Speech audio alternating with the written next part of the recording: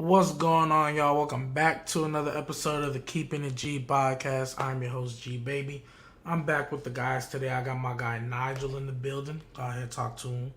What's up, y'all? Nigel K Sports. Good to be back for another episode. I seen the doc today, so looks like we might get a little nasty, but I'm ready to get into it. I never know. And then we got my guy Dawson. Go ahead, let him know. What's good? What's good, everybody? Thank you for tuning in. Yeah. We got a couple things on the dock today. It's gonna be pretty live. So hey, you already know how we do. So you know what? We have some things that happened today that I wanted to kind of go over, see if y'all wanted to talk about them real quick. So we're going to start there. So first things first, Roquan Smith from the Chicago Bears asked for a trade today. He feels they weren't valuing him as part of the team. What do y'all feel about that? It's good that he asking out. I mean, and that team probably not going nowhere in the next like 2-3 years. So I mean, if he feels like they ain't valuing him and they're not really a good team, I think that's probably the right decision to ask for a trade. I mean, you don't want your career to just rot in Chicago, losing every damn game every year. I mean, might as well ask for a trade. I mean, you don't know where you're going, but shit, you're going to be better than the Bears. Most likely, Yeah. Like, probably the teams that are probably going to, trade for him are probably contending teams who just need a middle linebacker. Yeah. It's like, how Roquan Smith's only, 26? He's not Is he even that? old. He might even Something like that. He's not even might old. be Like, younger. he's in the prime of his career. Like, what's good, Brandon? But yeah, that's that's massive. It's Whoever 25. gets him, 20. That's what I'm saying, bro. Like, right in the prime of his career, whoever gets him is getting damn near top 5, top 3 middle linebacker. Yeah, like, so that's massive.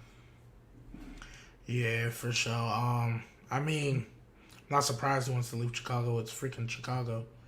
They're terrible, bro. They're so bad. Keeping up with the trend of people requesting trades, Kareem Hunt also requested a trade, but the Browns actually told him no. Are you guys shocked though that he asked out? I thought him and like Chubb had that connection, But I guess but contract they didn't want to. Oh, they didn't. I don't know if they didn't want to pay him as much, but he wanted the extension, but they didn't want to give it to him. That doesn't make any sense. Well, I mean, Kareem Hunt, he's capable of being a number one running back, so he probably wants that type of money. But I mean, with Nick Chubb there, he's never going to be that, except when he gets hurt. So for the Browns, I mean, they can kind of just sit and see who has the best offer because you got to remember, like they have Dearness Johnson back there. I think he'd be a pretty good backup himself. Like you saw him in the I think it was against the Broncos. He was killing it. Over 100 yards I remember. Yeah, he was like 120, 130 yards. So like he could be a capable running back. I feel, especially with that O line. I mean, that's one of the best O lines in the league.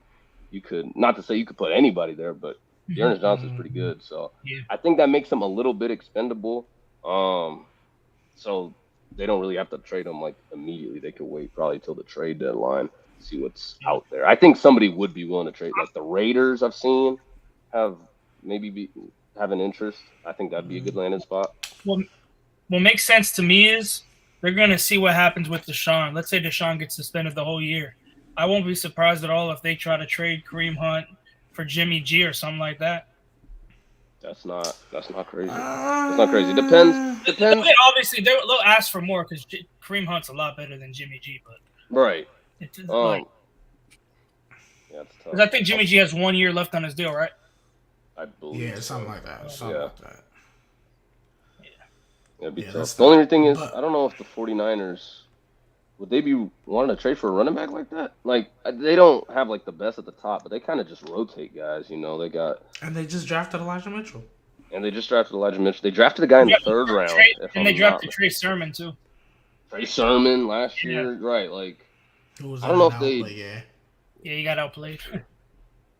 Yeah, I don't know. They're probably good at the. I would. Spot. As a football fan, I would want him to go back to the Chiefs. That's exactly what I was about to say. That's another. The last time they won a chip, he was there. No, he wasn't there when they won that. I don't know. He wasn't there. Yes, he was. No. He got cut the year before.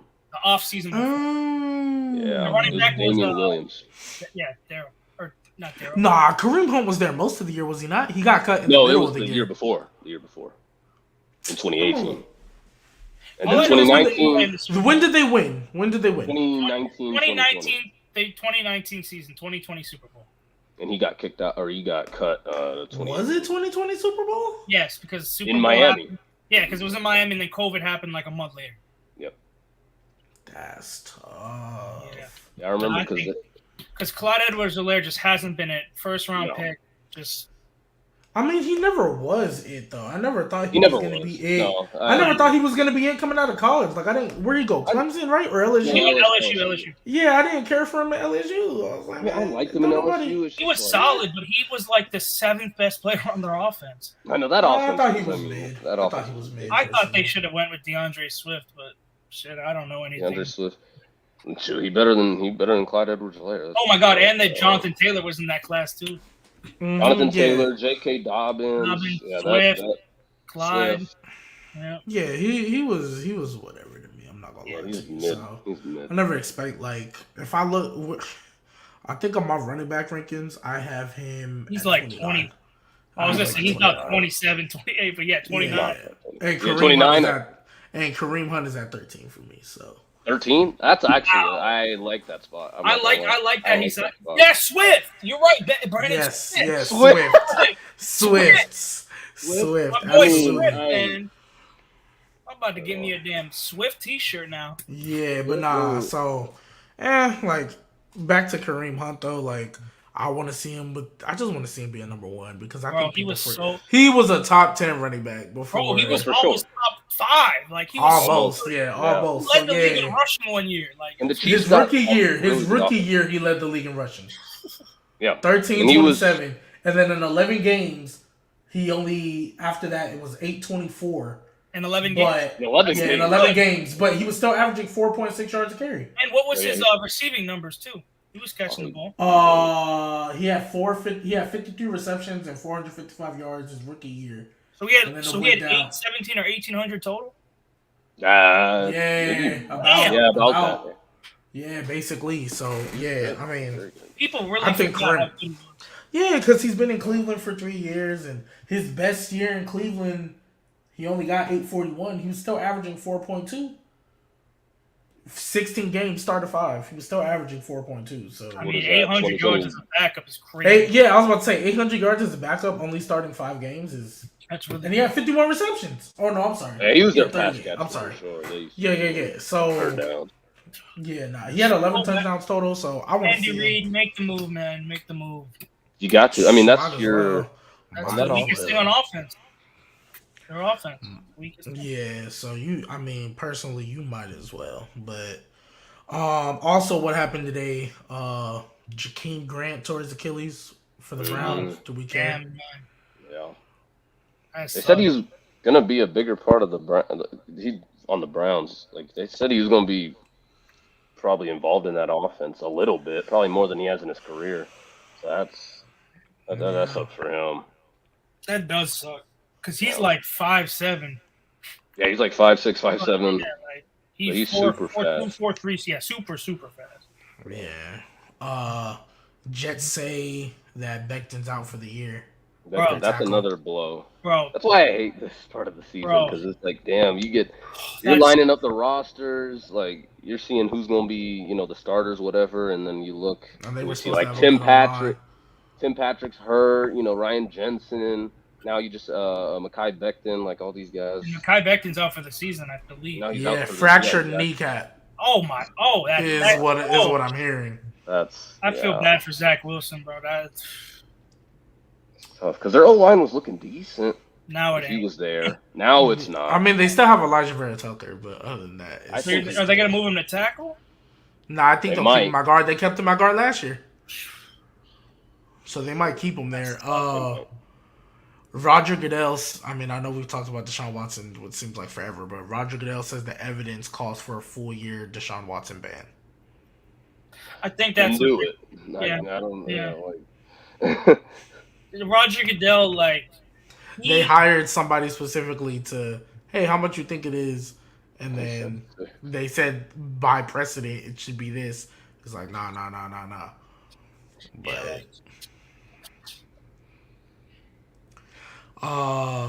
Aaron Rodgers says playing a series in the preseason is a waste.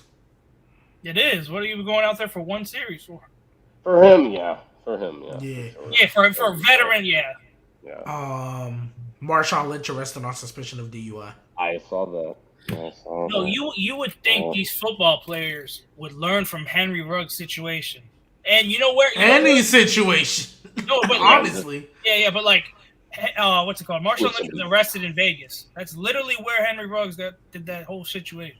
Yeah, and got somebody killed. Like, literally. Damn, what's up with people in Vegas, man? Kamara gets in a fight. Henry Ruggs. Vegas be getting too Marshawn Lynch.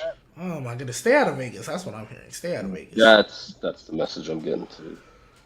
But yeah, that's all the quick little news that came out since the last episode. Pretty sure there's more little things, but so last week I asked y'all what y'all sleeper teams were. This week I want to know who are going to be your 2 disappointing teams for the upcoming year. 2 disappointing teams. All right. Who going first? Whichever one you want. You can go first. I go first. 2 disappointing teams.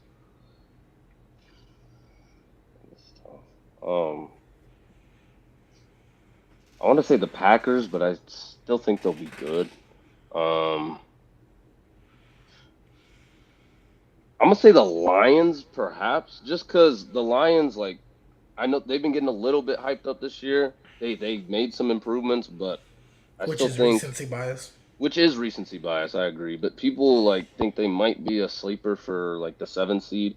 I don't really think they're quite there yet. From where I've seen, I've seen it. Like they could be somewhere up there. That like because their O-line, they improved their defense. But I still think they're probably. I mean, if not for the Bears, they'd be the worst in the division. So I think they'll probably at most they'll win like 6 games. Like they'll still probably be not as good. You think they'll be above the Bears? Is what you're saying? Oh well, yeah, because I mean the Bears are awful, but they won't be like a crazy amount better, I should say. Fair enough, Dawson. Wait, did you say your 2? Oh, my 2. Oh no. I'm gonna say the Cardinals, just because they've got a lot of stuff going against them, like DeAndre Hopkins getting suspended. The defense got way worse. I mean, they lost Chandler Jones. They don't really have a replacement for him. The secondary is not very good outside of Budda Baker. Their offense, I think they lost their Chase Edmonds. They lost Chase Edmonds. He's out for what? No, he's on Miami. Oh, I'm sorry. He's on Miami. I'm sorry. Fantasy was going through my mind. Oh, and so I was thinking about some sleepers earlier, and I was like, "Oh, no way, he got hurt." But nah, okay. He was nice for some weeks. He was. So was James Conner. James Conner went. Yeah, exactly. He was going crazy. See, I got scared. I was like, "Dang, that totally." But he'll be in Miami, so he might not be a sleeper because they have like 5 running backs. He'll be the starter though because you think Mostert ain't gonna play 16 games. He'll get hurt by week 3. Okay. So Chase Edmonds will be the starter. Chase Edmonds will be the starter. You think he'll start over Sony? Yes. Sony Michel is a passing back. He ain't no running starter. I think it's like I think that's what he's been used. That's what he was used in New England, and that's what he was used for in L.A. Well, that's literally what Sony Michel was doing. Brady throws to any running back ever. Yeah, no, but Matt Stafford was doing it too.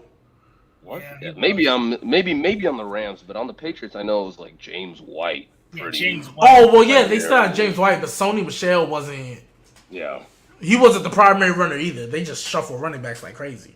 That's true. I think if anything, Edmonds, because I like Edmonds in the receiving game. I think he'll be good for Tua. Yeah, they'll rotate a bunch of running. I don't know how we got on the Dolphins, but because I'm talking about the Cardinals. Oh, yeah, I was thinking Chase Edmonds. No, I got you. Yeah, but the Cardinals, Yeah, I don't know. Their O-line mid. They just got a lot of mid on their team. You took my pick, man. The Cardinals. Really? Man. Yeah. Like, I'll just start with the Cardinals. Like, Hollywood Brown, I don't know how long, if he's even going to be suspended. I don't even know that situation. I forgot about that. I forgot about that too. Yeah, so, like, we don't even know. D-Hop, we already know he's missing 6 games. Yeah. Their defense lost Chandler Jones. Like, so they're getting worse. Yeah. And, like, we all know Cliff Kingsbury is Cliff Kingsbury. Like, he's no good. We all know this. So, and then my other disappointing team would be, that was NFC, so let me go AFC. The Cleveland Browns. Okay. They're just a shit show. Like, well, I want to know why y'all think that, like, because all of a sudden, Deshaun Watson gets suspended 6 games, and I've heard the Browns are going to finish 3rd place in their division. I want to know why. I want to know why you think they're going to be disappointing. I'm curious. Me? I mean, I've checked their schedule. That shit is hard. Like, every division game. The division, I don't care what anybody says about the Steelers. Mike Tomlin had a winning record with Duck Thank Hodges. you. Yeah. Cool. Yeah. It was a 500 record, but nevertheless. It was. Oh, yeah, you're right. Regardless. Yeah, I get your point. Never had a losing record. I got you. Yeah. We're not doing the Dolphins, Brandon. Damn, I'm not talking about the damn Dolphins. Okay. So, Jacoby Brissett is by far the worst, or not, I wouldn't say by far, but he's in the division, he's either 3rd or 4th best quarterback. No. Like, okay. The receiver, they got Amari Cooper and then a bunch of unproven guys. Yeah, it's like yeah, come on, what are we doing? And then their defense is straight. Like, it's pretty good. Like, they're going to have to win games solely off that, to be honest. Remember when we went through those first 6 games without Deshaun? I said they're going 2-4 in those first 6 games. I said 2-4, or I think they can go 3-3. Yeah, they can. Who were the first? Who was the first 6? It was I know the teams. Yeah, okay.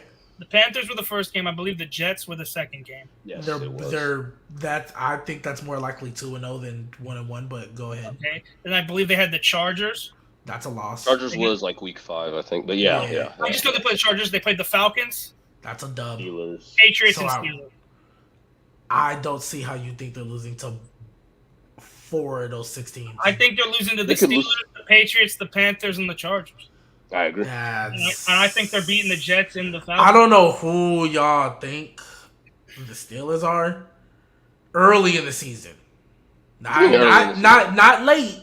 Not late, but early. Last year, the Steelers, week 1, beat the Bills. That's adorable, but the Bills, I'm not going to get too much. The Browns are.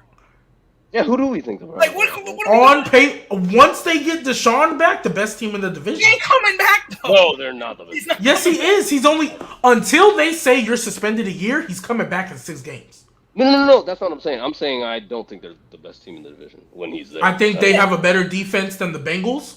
And I think Deshaun Watson's better than Joe Burrow. I think Nick Chubb is better than Joe Mixon. You could say the Bengals have a better receiving core, but that's it. The O-line is better, the defense is better, the running back is better, and the quarterback is better. I think the defense. Okay, you could say that. You're saying the Browns' defense is better. Yes. I the only thing I will give the Bengals over the Browns is receiving core. That is it. That is the only thing I'm giving the Bengals over the Browns. So on paper, I think they're the best team in the division. I think they have the best quarterback in the division, the best running back. Yeah, because I have to think about it. Maybe not the best receiving core. No, I have the best running game. Yeah, I was like, that's why I was like, I need to make sure. Yeah. But they're deep, and I think they have the second best defense because we know what the Steelers defense is. I know what the Steelers defense is. I'm not about to sleep on them. So that's why I think once Deshaun comes back, all they got to do is beat 500, and I promise you they're straight.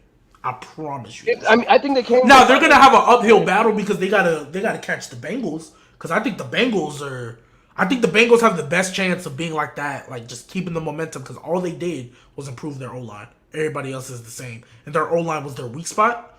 So I feel like the Bengals have an argument for possibly best team in the league. Like that's how I feel about the Bengals. I think they have an argument. Because they what were they last year? 10-7 or 11-6, whatever it was. I think they were with a terrible O-line.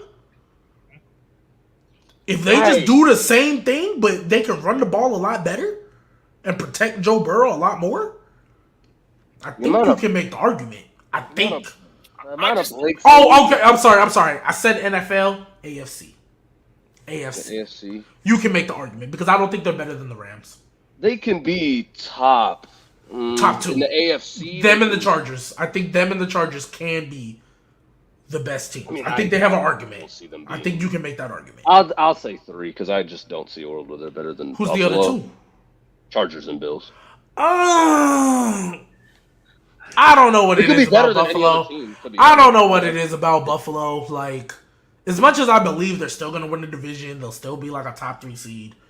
Something about Buffalo just doesn't do it for me. I don't know if it's just because their running game and their run defense isn't good. Like, both of those together, I'm just like, I think their run defense will be. I think their run defense will be fine this year. I think, and then I don't know who they got, but I know they have Von Miller. That's for pass rush, but I mean, yeah, it's just. Yeah, I just feel like going back to the whole where this spun off from, just on paper, I think it's more likely that they beat the Steelers because that's like week 6 or week 5. I think that's more. I think that's more likely after 5 games in. That's more likely that they beat the Steelers as opposed to lose to them. Even though I believe in the Patriots and I think they can be second seed in their division, I don't think they're beating the Browns. Like, even with Jacoby Brissett, I just don't see it. Now the Browns could easily come up and it's like, oh wow, Jacoby Brissett is trash. Like, I thought he was mid, but he's actually trash. If that happens, cool. That'll be an uphill battle. But being like, I got people having 3rd place in their division, and I just don't see that. I don't see them being 3rd place in their division. I just don't. I think it's very possible they're even. I don't think so because it's the Ravens. They just lost their best weapon. I think the Ravens will be the 3rd best team in their division because they just lost their best weapon, and everybody calls him mid. Or their best receiver, not best weapon. I've got this flipped entirely. I have the Ravens. Why though? Because I don't think. I mean, if we're gonna segue into that, the Ravens are one of my disappointing teams. I don't know. I think they were probably the most injury-riddled team of the entire last year. Yeah, and I understand. A lot of their defense back. Yeah, absolutely. But they also didn't have 2 teams to worry about. And if they didn't have 2 teams in the division, all they had to do was worry about the Bengals. They didn't have to worry about the Browns last year. They didn't have to worry about the Steelers last year. We all knew what they were. Up until Lamar got hurt, we all pretty much thought it was coming down to the Bengals and the Ravens. This year, the Ravens don't even play them until Deshaun is there. So they got to play the Browns twice with Deshaun. Well, why do you think the Ravens are going to just be like disappointing? Like their whole defense was their defense is healthy, but I just think it's more so because of their front office. I think that's fair. The fact that they traded away, like they're not giving Lamar any help. I think that's the reason they're going to be. I mean, they gave Justin Tucker a contract before they gave Lamar Jackson a contract, which is wild. I'll be right back though. I'm gonna let y'all keep going like 5 seconds. I don't know. Like I was saying, I have them winning the division. Their defense is going to be like, I don't know. I think it could be top 5-ish level. I mean, they drafted Kyle Hamilton. They drafted Linderbaum, the center. They drafted Linderbaum, the center. Mm-hmm. I mean, they're getting Marlon Humphrey, Marcus Peters missed the whole year. Like, J.K. Dobbins, Gus Edwards, both back. Yes, I think. I think with them coming back healthy, like I think their defense is gonna be fine. It's just with the way the whole AFC has gotten better, and I would argue defense has gotten better. Like I said, they best receivers gone. Your bank, and again, I ain't seen enough of Bateman. I ain't seen enough of Duvernay, like, to bank on them. I'm just looking at it like they have the worst receiving core. They have the worst passing game. I just, that's why I call it. It's more so towards the front office. Like, it has nothing to do with Lamar. I just think that team's going to be disappointing to where, like, I wouldn't be surprised if they went 9-8. Just because I think they're going to struggle that much on offense. You know what I mean? Yeah, so that's why I call them disappointing. So you have on the others, I have them as the 3rd best team, 9-8. I don't think they'll have a losing record, but I think they're going to struggle to win. So what's the Steelers record? Because I know you got That's what I was gonna. I thought you. Yeah. I don't know the schedule off the top of my head, but 6 games max. Max. Whoa, Max. I think the Steelers this year are going to have. I think this is going to be Mike Tomlin's first losing record. But Max, so that's 6-11 not ridiculous, but like max 6 games. I said 7. I feel like 6 is a 7 little and 10. too disrespectful, but 7 and 10, yeah. I mean, I don't have us like making the playoffs or anything. But, like, Yeah, no, I have don't them 7. I think this is gonna be Mike Tomlin. Now, Mike Tomlin can easily come up because you know how I always talk about Bill Belichick. Mike Tomlin can easily come up and still have a winning record, and I'll be like, hey. I didn't think you were gonna do it this year, but hey, that's why I know you. You Mike Tomlin. Like they shouldn't have done it last year. We were not good, bro. I know. And honestly, you want to know why y'all still had a winning record? Because Ravens got hurt. Because Baker was trash. And Baker was injured. Baker was trash. He was injured, but there was still there was moments he could have been a little better. I don't care. Y'all shouldn't have beat the Browns twice. Personally. I mean, y'all beat them twice. Y'all swept them. That shouldn't have been the case. We also swept the Ravens because they have no quarterback. And I still don't think that should be the case. No, that's fine. No, I'm I'm sorry. I'm not saying Tyler Huntley is Lamar, but I think their team looked good enough to where they should have had like 2 wins, 3 wins. They just weren't getting it done in crunch time. So that's me. But they were losing close games. Yeah, the Ravens to me are 1, and then if I have to go to the NFC, it's nasty, but I'm gonna say the Packers. Because I don't think it's that same reason. Who was their best receiver? Alan Lazard. Yep. I think they're going to struggle a lot more than people think, especially because for whatever reason they don't like feeding Aaron Jones the ball anymore. Well, they got AJ Dillon there. Yeah, but Aaron Jones, I'm sorry. Maybe it's just because he's from my city. We from this, he went to Burgess. I went to.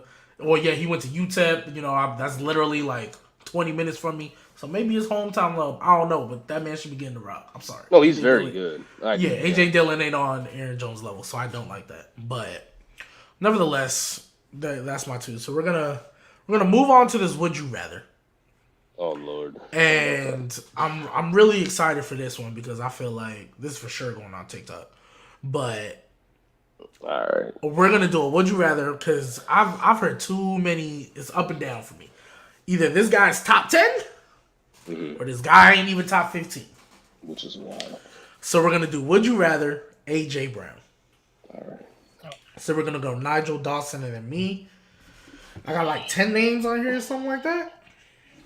So we're gonna get to it. First on the list, Would You Rather AJ Brown edition. Keenan Allen. Me first, right? Yeah. Okay. AJ Brown. Keenan Allen. Keenan Allen. We're coming back to this, right? Oh my goodness. Oh my goodness. Okay. Debo. Debo. You. I'm gonna wait till the end. Wait, who do you pick? DK. I picked Debo. I picked Debo. Okay. DK Metcalf. AJ Brown. I'm gonna go DK. AJ Brown. Mike Evans. Oh. AJ Brown. Oh no, Mike Evans! Come on, man, Mike Evans. Mike Evans, bro. We gonna get. Hey, Nigel, we gonna need your list in a second because that's fine. Yo, I'm ready. Terry McLaurin. This is very close, but AJ Brown. I think this is a wash. Terry McLaurin. Wash is Terry McLaurin. I think it's a wash. DJ Moore. AJ Brown. I'm gonna go DJ Moore. DJ Moore. I just want to let you know the only person you've taken over AJ is Debo. Correct. I just want to make sure you're aware. Oh my goodness, bro. All right. Deontay Johnson. I mean, I love Deontay. He's a steal, but AJ Brown. AJ Brown. AJ Brown. Calvin Ridley. This one's very close. But AJ Brown. Calvin Ridley. CeeDee Lamb. AJ Brown. Oh, this is tough. I think I'm gonna go CeeDee Lamb though. CeeDee Lamb. Last one because I didn't put him on the list. Odell. Oh my It's gosh. so hard, man. When he's healthy, I have to pick Odell, but Health, yeah, I haven't seen him fully like for 3 years. I'm picking AJ. I'm gonna pick AJ. Odell pre-Super Bowl ACL. Give me Odell. That's fine. Odell. I was about to say I'm taking 3 games in the Rams uniform. Yeah, like Odell. Like, hey, Nigel, I need your top 15, please. Top 15. I don't have okay, top 10 I don't know if I have receivers. the 15. Top 10 receivers. top 10. Adams, Jefferson, Hill, Diggs. That's 4. Hopkins, Cup, Jamar Chase, That's 7. Debo. 8. And then because I give depends on if I'm Debo's putting at Michael. 8. Yeah. I mean, if I'm forgetting, maybe I'm forgetting someone. I don't know, but it depends if I'm putting Michael Thomas. I'll even let you not count him. I'll even let you not Then count him. then 9 I'm putting AJ Brown. That's where I'd have AJ Brown. You have him over Mike Evans, Keenan Yes. Allen, Yes. Terry McLaurin, Yes. DK. Why? Why is the better answer? Why? Why? Because I think he's better than them. What do you mean? I think he's better. All of these, I mean, most of these are. I'm not close. gonna hold y'all. AJ Terry. I mean, Terry McLaurin. Like you could pick Terry. That's no problem. CeeDee Lamb, Mike Evans. Like these are guys that are close. I'm surprised you had a problem with Keenan Allen. I personally don't think. I absolutely because Keenan Allen to me is top 10, no questions asked. I got him at 8. Keenan Allen and Mike Evans are top 10 to me, no doubt. Like no questions asked. Mike. You're not a big Mike guy. Why not? I mean, I'm not a big Mike guy either. He's at 10. I'm not a big Mike guy, but I could see why you'd say he's better than AJ Brown. Keenan Allen is the guy. Why is Keenan Allen though? I don't see it with him. Like all the only thing he brings is his route running. Like he's not elite at anything else. Like there's nothing he does that. What is AJ Brown elite at? What do you mean? What is he elite at? He's elite other than jump ball. What is AJ Brown elite at, bro? He's one of the best receivers after the catch in the league. He's probably top 5 after the catch. You can't name me top 5 receivers. You can't name me 5 receivers that are better. We all know the best after the catch is Tyreek. Yeah, Tyreek, Jamar, Debo. After that, who else? I'm not gonna hold you. I have him at 18-19 because I flip-flop him and DK Metcalf every day. That is ridiculous. Yeah. AJ Brown and DK are so damn similar. It's like just one. I think AJ Brown is. I think the only advantage DK has is speed. Yeah, probably speed. I know he's certainly faster.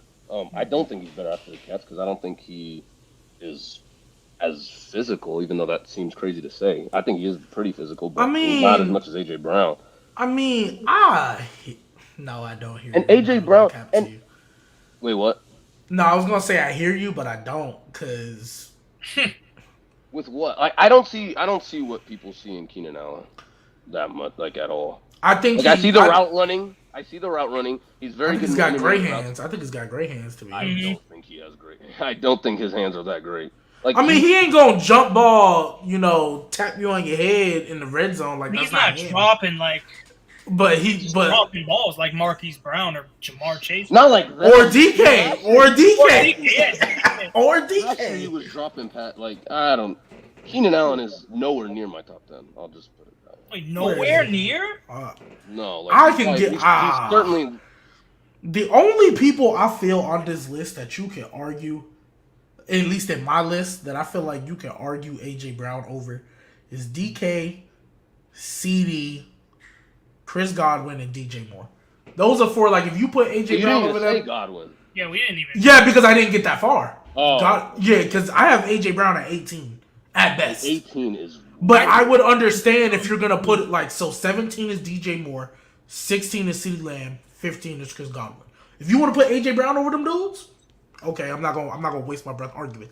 But from Calvin Ridley up, I don't think he's better than any of them. I don't think he's better than Calvin, Debo, Scary Terry, Odell, and then Mike Evans is at 10 for me. So I don't think AJ Brown's better than either of them.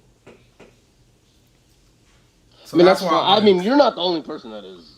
I've seen that because I know Trent don't have him top 15 either. But yeah, I don't know. I think he slipped out. He played. The Titans were running the ball so much. You'll look at his stats and you'll be like, he's mid. But like, bro, they're running the ball more than anybody. Like, he's not having these crazy amount of opportunities to rack up stats. And then but I think this year, like, if anything, like this was his best year to show it. And I think I'm not saying he didn't do that. No, but he also played when Derrick Henry wasn't there either. No, that's true. But yeah, so that's what I'm saying. Like I'm not. I get you, but like, because they were all hurt, and I'm not trying to like discredit him or nothing like that. Like, honestly, this had nothing to do with him getting hurt. Just as a receiver, like if we wanted to do a player versus player and go down every single category, I'm picking AJ Brown for. It depends on the player, but I mean. I don't know. That's just that, and that's why I picked him for this Would You Rather, because I feel like it's up and down. Like either people got him top 10 or people ain't got him top 15, and I'm people that ain't got him top 15.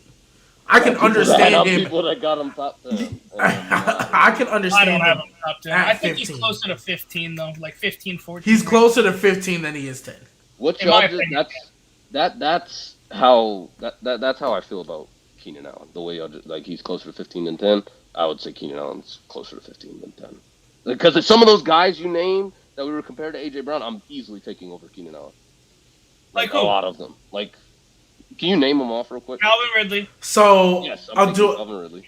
Oh, I'm taking Calvin Ridley. I think Calvin Ridley. I love Calvin Ridley. You're taking Godwin over Keenan Allen? No, I'm not taking Godwin. That one's close, but I'll take Godwin. Yes. CeeDee Lamb. Yes. Absolutely. DJ Moore. Yes. Amari Cooper.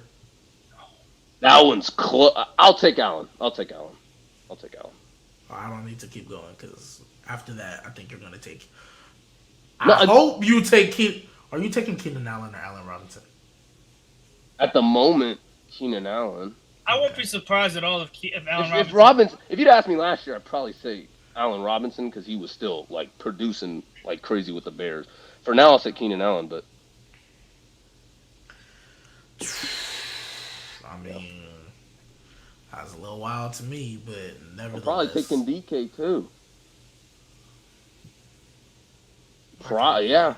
I can't give you that. I know I'm lower on AJ and DK than other people, but I can't give you over Keenan. I think Keenan Allen is no question to ask top 10 receiver, and I feel like he's been top 10 the last 3 years. Let me make sure because I don't know if he got hurt a year. I know for sure in 2020 he was top 10. For sure in 2020. I don't know. I don't remember what he did off the rip in 2021. I would argue Keenan Allen has been top 10 since at the least 2019, 2020. 2020. I mean, was that Herbert? That was Herbert's first year starting, right? Oh, he only played 14 games. Okay, that's why. Yeah. I was like, why didn't he have a K? But he only played 14 games. Okay, that makes sense. I had him in fantasy. Yeah, and I'm not gonna lie. 5 straight years, 100+ receptions. I mean, that's cool. 4 out of 5, and then he had 2 years before where he was hurt. 8 games in 1 game. Oh yeah, he used to get hurt. He beginning of the year was always hurt. Yeah, so I 4 out of 5, and literally he was on. He literally just needed 8 more yards to get a K in the year. He only played 14 games. I think he might have got COVID. Yeah, I remember that for fantasy. No, he got hurt. I remember. Oh yeah, so yeah, he missed 2 games.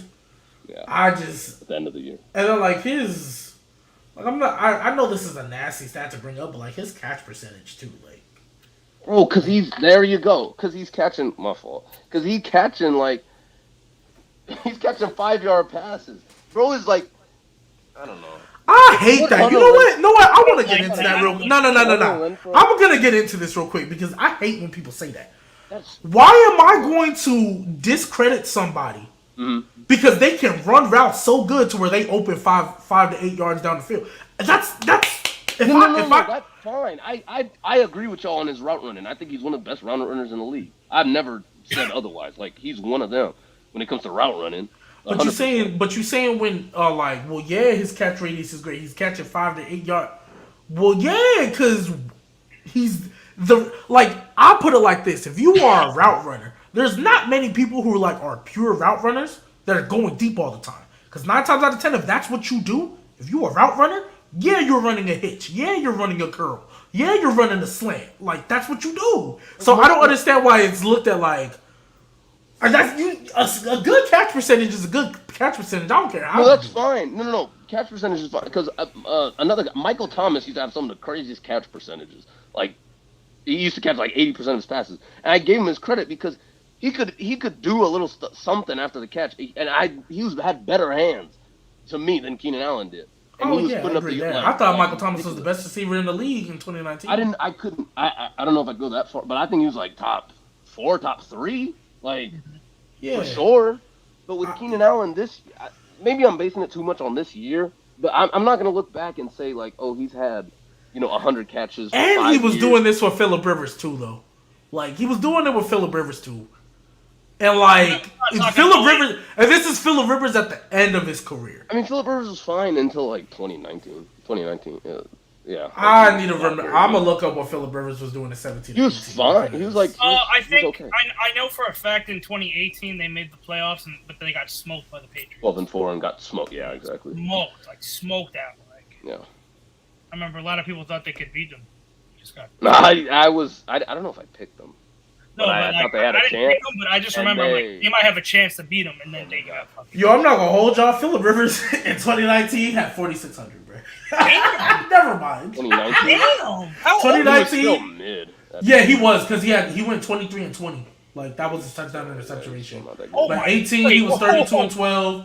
17, 20? That's bad. Yeah, no, he was not very good. Yeah, but he had 4,600, and then even his last year in Indiana, he had 24 and 11 and threw for 41. So, okay. He's fine. He was fine. Okay. Yeah, so I mean, obviously it wasn't the Phillip Rivers of old, but yeah, it wasn't like 2007. I don't know. I think Keenan Allen, just looking at it, I think for sure since 2019, or I'll say 18, 19, and then 21.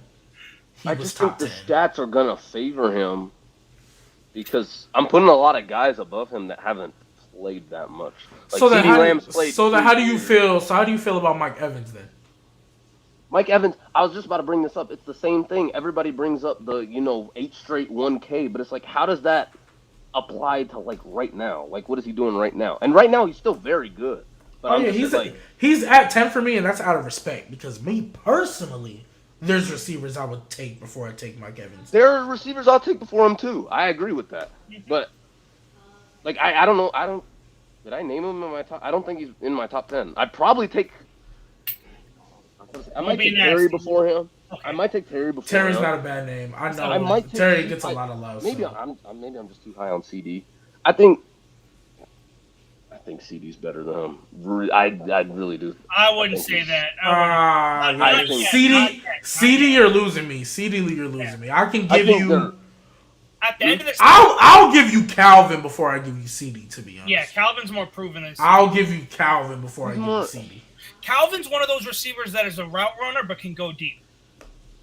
And that's not I think he's often. very good. Yes. Yeah, that's not often. Because most route runners, you're running because the way I feel like you could almost argue they're more valuable than like deep threat people. Because once you get inside that red zone, you need that route runner. You need to be able somebody who one-on-one in a tight situation. I'm a cook you and get open, as opposed to like your deep threat guys or like your big body jump ball at the goal line is great. Like, that's cool. But in the red zone where defenses get tighter and stuff, I think you need I feel like that's more valuable to me. Because, you can have your big explosive plays that opens up everything else. But at the end of the day, let's say you don't have that. But I got a route runner who I know is going to get me 5-6 yards every time. If I throw every single down, I'm always getting a first down. Red zone offense is such a big thing, and it's super underrated. Because if you can't run the ball, passing in the red zone is damn near impossible sometimes. especially all when that you stuff. get 15 yards and in. That's true. All that stuff you said, G baby, I think applies to AJ Brown, but maybe I'm just too high on it. Like all that stuff you said, I think AJ Brown can do basically all of it. But that's just Yeah, I The only mean, problem I have with AJ Brown is he went to a run-heavy team when he was already on a run-heavy team. no. That's what sucks because now Yeah. the stats are gonna look about the same, and then And I'm gonna they look also crazy have calling him. Devontae Smith too, who's very good. And they also have Devontae Smith. They have Dallas Goddard. They have they run the ball a lot. Yeah. So I the mean, stat because farm won't. I really want to understand you with the whole like, yeah, I know they on a run heavy team and stuff, but like, Mhm. Like Debo Samuel was on a run-heavy team. I'm looking at it.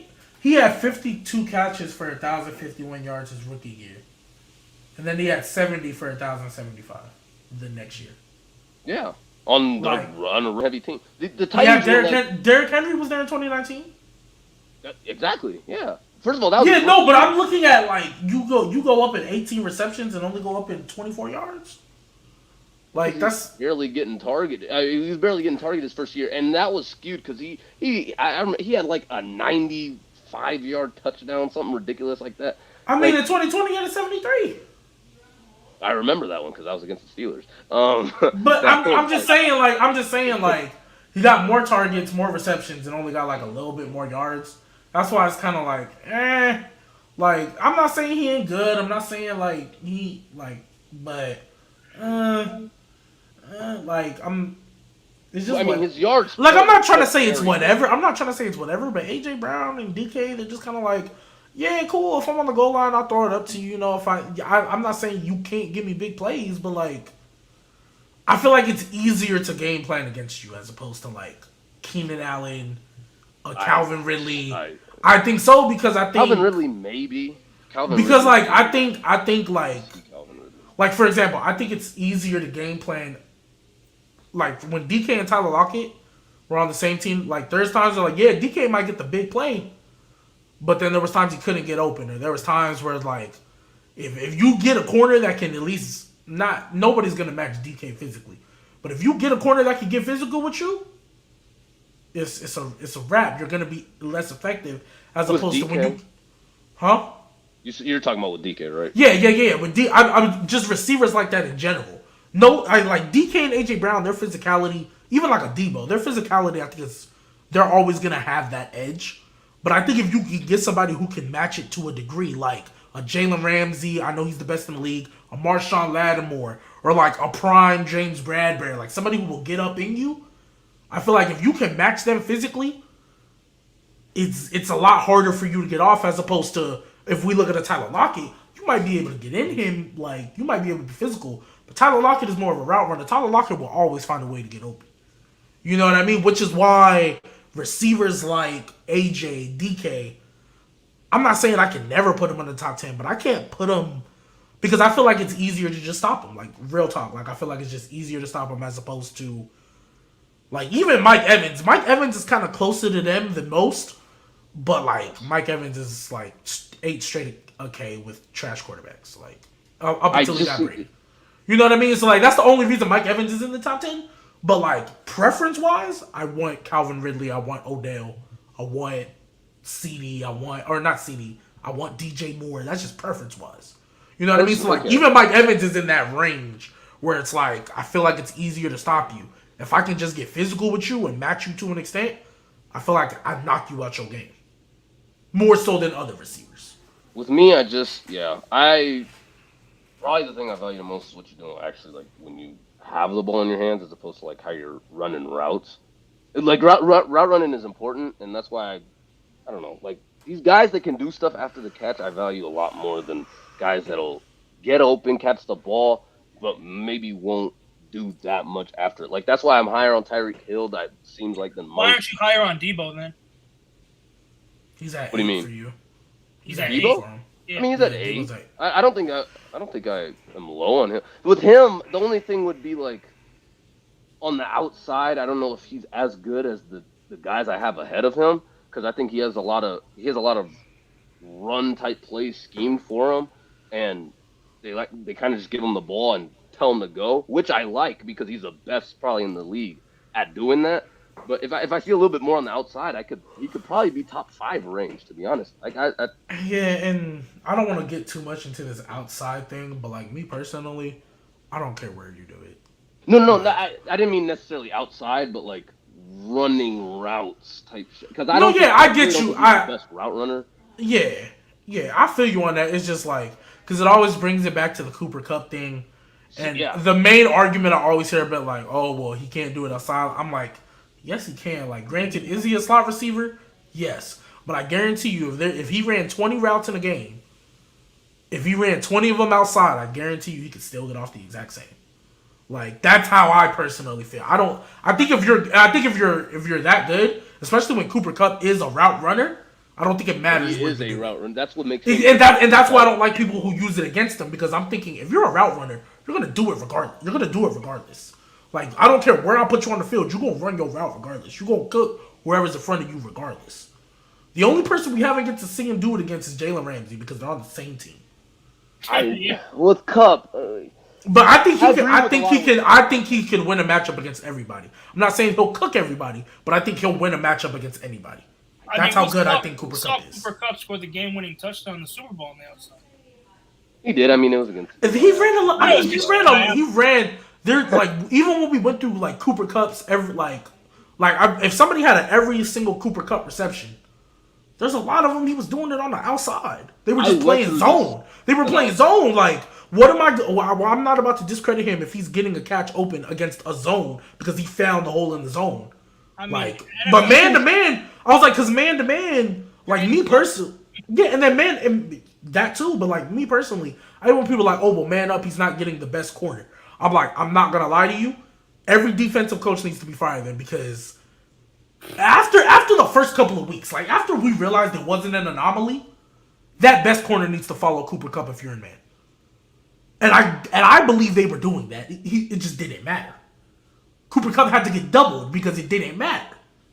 And when he was getting doubled, it still didn't fucking matter. Well, I think they doubled him in the Super Bowl because Odell got hurt and they were struggling for a while. And then at the last drive, they was like, you know what, screw it. I'm throwing. That's what Stafford. He's like, screw. I'm throwing the Cup every time, and he threw it to him every time, and he caught it. And then and it's like, I take a lot of. I also give a lot of credit where like if the defense knows exactly where it's going and it doesn't matter, that's not a fluke. That's not a scheme. I don't think that's. Yeah. No, but I'm just saying like when people look at Cup, I know we went a little off, but people look at Cup. I don't care what receiver it is. If everybody in the stadium, at home, and in the field know it's going to you. That's why Devontae's the best in the league to me because every game they know what's going to Devontae and it doesn't matter. It never matters. Devontae is gonna get his. Justin Jefferson, when Adam Thielen is not there, Justin Jefferson still gets his. Because it doesn't matter. Granted, yeah, I know, but like it's a little different. Like when you have an Adam Thielen next to you, as opposed to when it's on your own. Because Devontae's never had an Adam Thielen. He's about to get one. Well, on the retro, but Devontae's never. It's literally been Devontae. So yeah, so with Devontae, like that was the guy. They knew in crunch time that's who was going to, and it doesn't matter. Justin Jefferson, same thing. Stephon Diggs to an extent. Yes, Stephon Diggs. Yes, no, absolutely Stephon Diggs. In Buffalo, for sure. DeAndre Hopkins, his first year in Arizona. Yup, him too. Even just him all too. of Houston. All of Houston. That's why, like, I understand why. Like, when I didn't have D-Hop in the top 5, I switched it because I'm being nice. But when I didn't have him in the top 5, I understand why people went crazy. I'm like, I never thought he got worse. I just thought Michael Thomas, when healthy, last time I saw him in 2019, was better than DeAndre Hopkins. And until I see otherwise, I'm going to still think he's better than DeAndre Hopkins. I got a question. So you know how like everyone's saying, oh, Cooper Kupp only did this for 1 year, so you can't have him this certain high up. You know how people say that? Why don't they keep the same fucking energy for Jonathan Taylor? I think Jonathan Taylor had back-to-back, though. He had an 18 and a 16. Yeah, because I always hear this with Jamar Chase as well, because he's a rookie. Like, they say he came out the gate. I don't like using that argument. It's just I don't like using it, because if you put up those type of numbers, that means you're probably that quality of a receiver, and I should just rank you as such. Like, I'm not going to wait a year because absolutely. And the other thing, too, in order for you to finally take the step of being the best receiver, you got to have a good season. Yeah. Yes. Like Devontae, he didn't come out the gate, but what When would y'all argue that Devontae Adams became a good receiver? Or the Good number receiver? one receiver? No. The best receiver in the league, or at least top 3. 2019, maybe 2020. Maybe 2020. I'll say 2020. 2019, 2020 in that You range? could say 2020, or you could say 2019 as well. He's probably like top 2018, I 5. believe D-Hop was the best. Because look, 2014, 2015, Yeah. 2016, Or 2017. That's 4 straight years of him really not doing nothing. Did he have He a almost had a 1,000? K in 16. He almost had a K in 16. But other than He's that, catching a bunch of 446, touchdowns. 483, and then 16 was 997, and 17 was 885. Then in 18, he had the 1386 with 13 touchdowns. 19, he only played 12 games, but he almost had a K. And then in 2020, that's where he had the 1374 with 18 touchdowns. Right? So that's Devontae Adams. We look at Cooper Kupp. Granted, he ain't been in the league as long. No, but But he with had Cooper Kupp, it's literally been, I would argue, better. pretty much the same thing. Like, because He had what 1,200-yard season before. yeah, because with Devontae's first 1K season came in 18. Then he had 997 because he only played 12 games, and then Devontae's been Devontae. Cooper Kupp, literally out the gate, he didn't play just like Devontae. Mm-hmm. His first 2 years, he didn't really do nothing.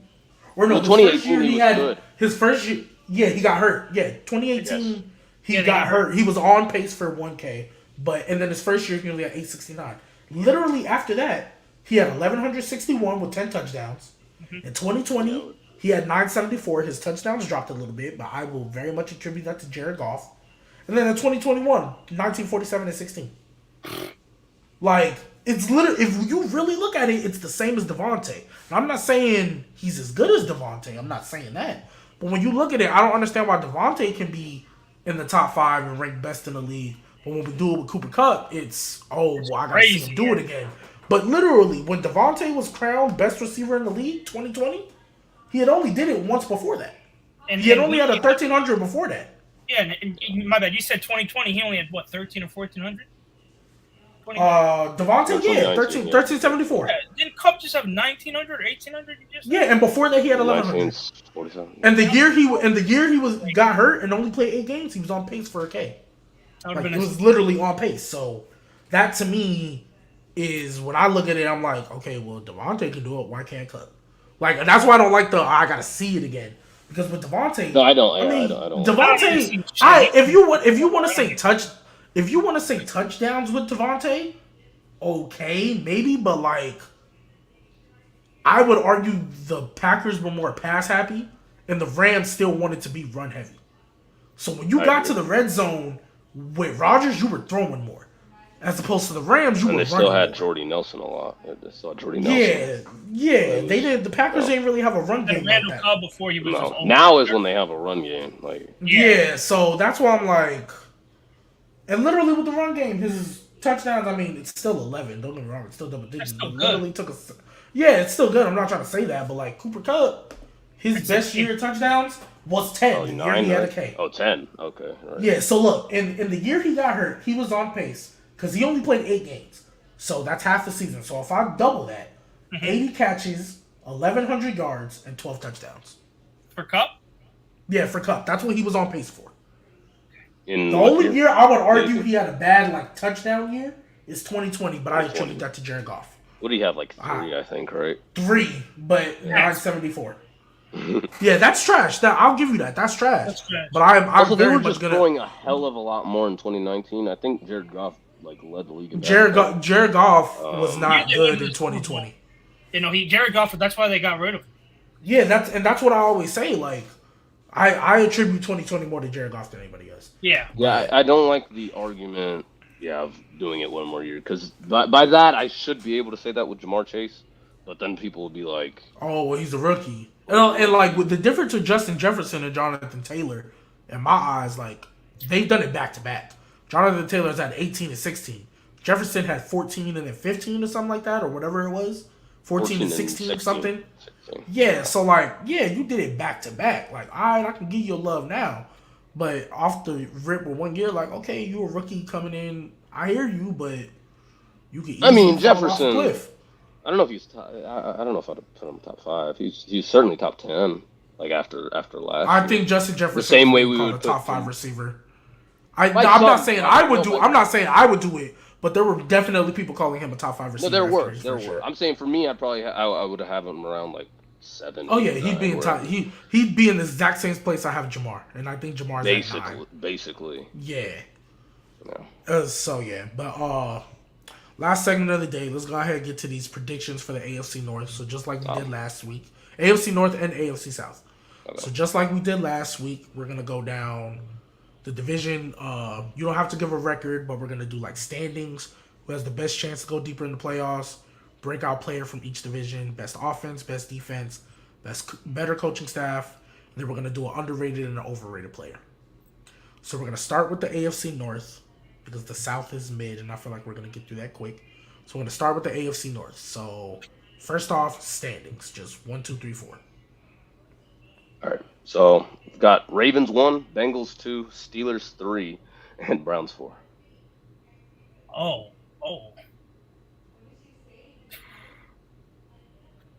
I got Bengals, Ravens, Browns, Steelers.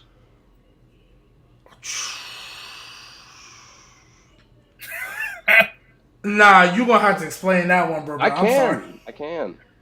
You have the Browns at 4, the Steelers at 3, and the Ravens winning it? Well, I already said I have the Ravens winning it. Yeah, I already have the Ravens winning it. Bengals. I need to know why you have them winning. Why they have? Because I think they have the best defense in this division. I think they have the best secondary. I think they have. I don't know if they have the best front 7. That's probably us. But yeah. I mean, I like their defense. I think Lamar's going to come back off this injury and be very good. This was a team that 2019 they went 14-2. 2020 they went 11-5. Like they're consistently in the playoffs. And last year they were 8-3, and then Lamar got hurt. And the team just completely fell apart. Making the playoffs is one thing, but you have them winning that division with no offensive weapons?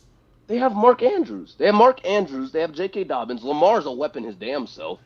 And I think can give you that, but a little bit literally, what's in this division? I would argue you have two top 10 defenses, and you can make the case for 3 top 10 defenses sitting in your division. So you got to play a top 10 defense 6 times, and you don't have a receiver that can get open.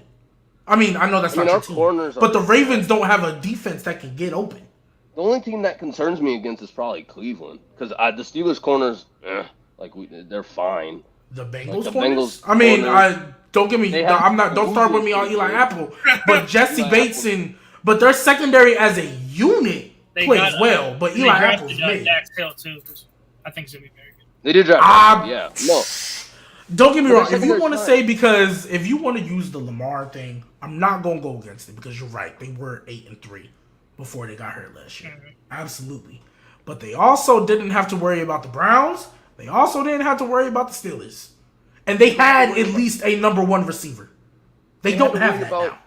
I just don't see, because when Marquise Brown was there, people were saying their weapons were still bad. So they're still now they got worse. So if you have weapons that were bad and now you got worse, that's going to make me lose my faith in you even more. It's all up to Rashad Bateman. It's all up to Rashad Bateman. I agree. But they had bad weapons and were still making the playoffs, and I would argue their defense is better now than it was back then. No, and the receivers, I give you that. But I think when you have to go against Joe Burrow and Deshaun Watson twice, because y'all don't play Deshaun when he's suspended. They don't. Or y'all don't play the Browns. So if you gotta go, unless this thing gets appealed more, if you gotta play Deshaun and Joe Burrow twice, I'm sorry. Like, I don't think that defense is going to be able to hold enough if your offense can't score. And again, Lamar is a weapon itself. I'm not going to take that away. J.K. Dobbins is supposed to be back. I like him. I love Mark Andrews. I've been a Mark Andrews fan for like 3-4 years now when he wasn't getting talked about. But y'all don't have I would argue, like, just looking at y'all receiving core now, a lot of these, like, I know Bateman and Duvernay aren't proving it.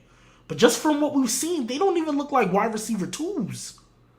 I would argue they're wide receiver 3s. And if your best weapon is a wide receiver 3, if your best receiver, because I don't want to say weapon, because obviously their best weapon is Mark Andrews.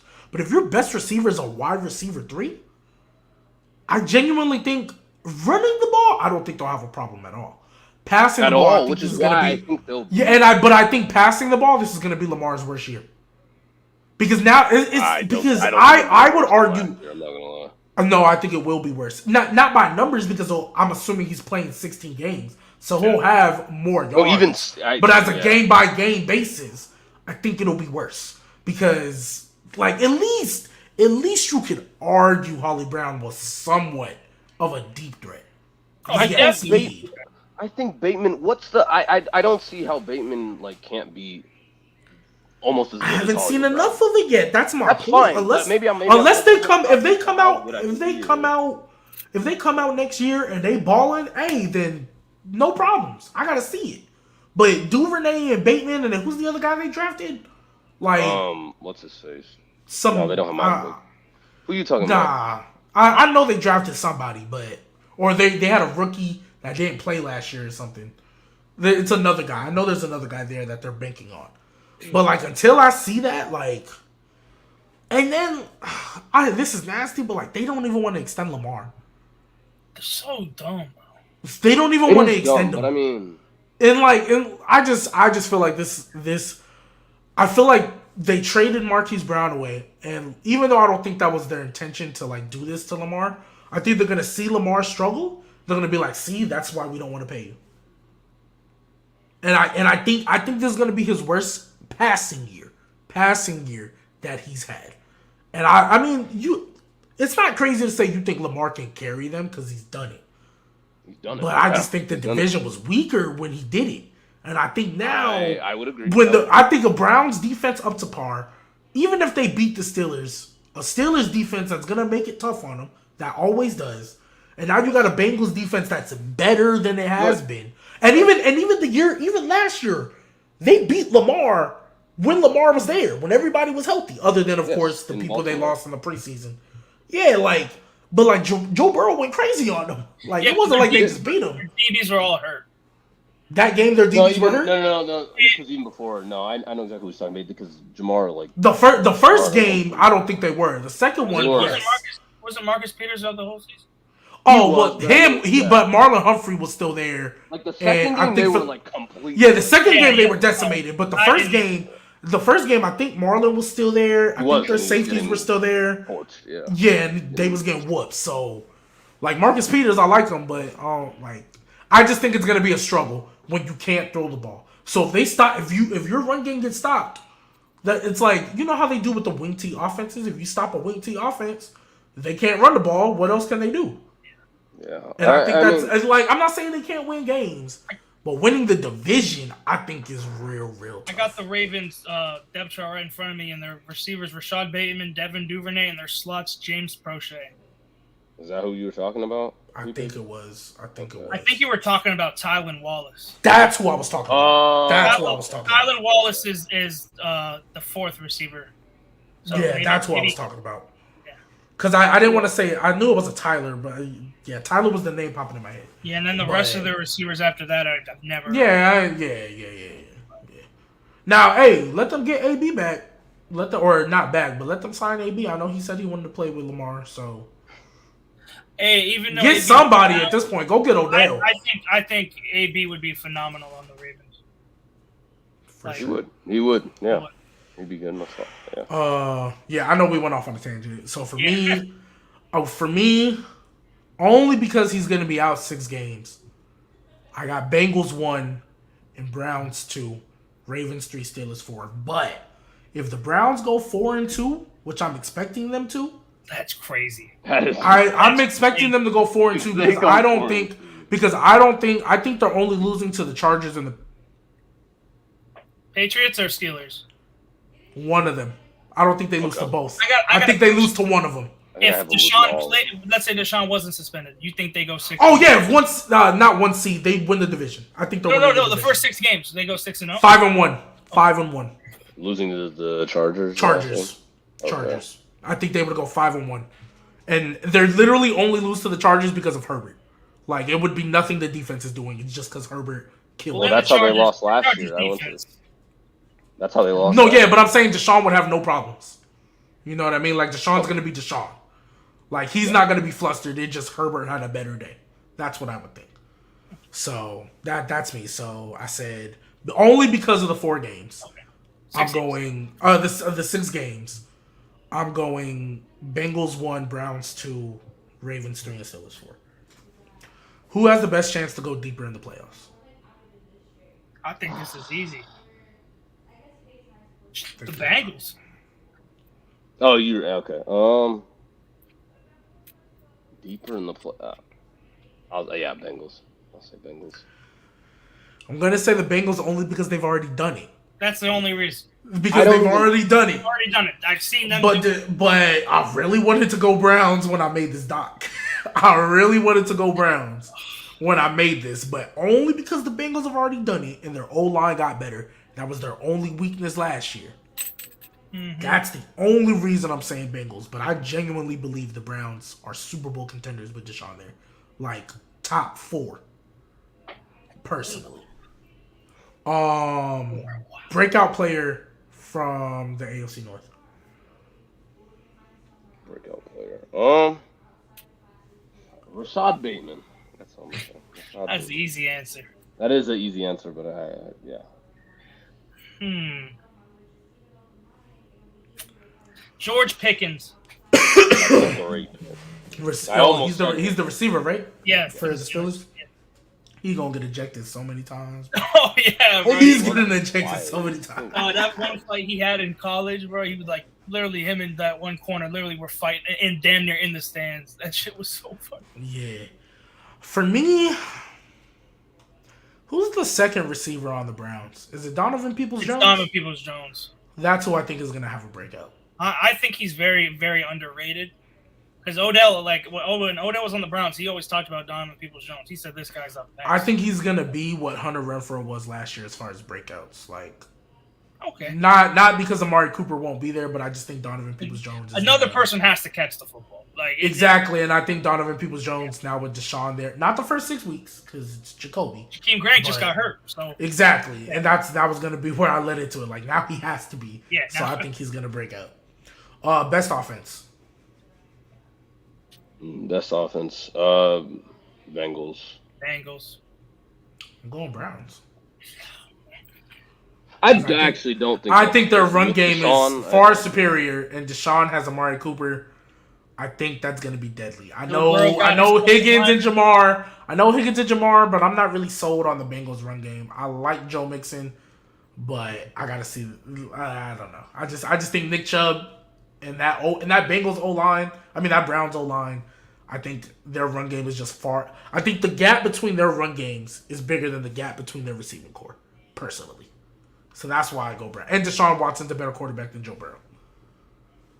But I think the run game for the Browns and the run game for the Bengals, like let's say the Browns are a 10 in the run game, the Bengals are like a 7.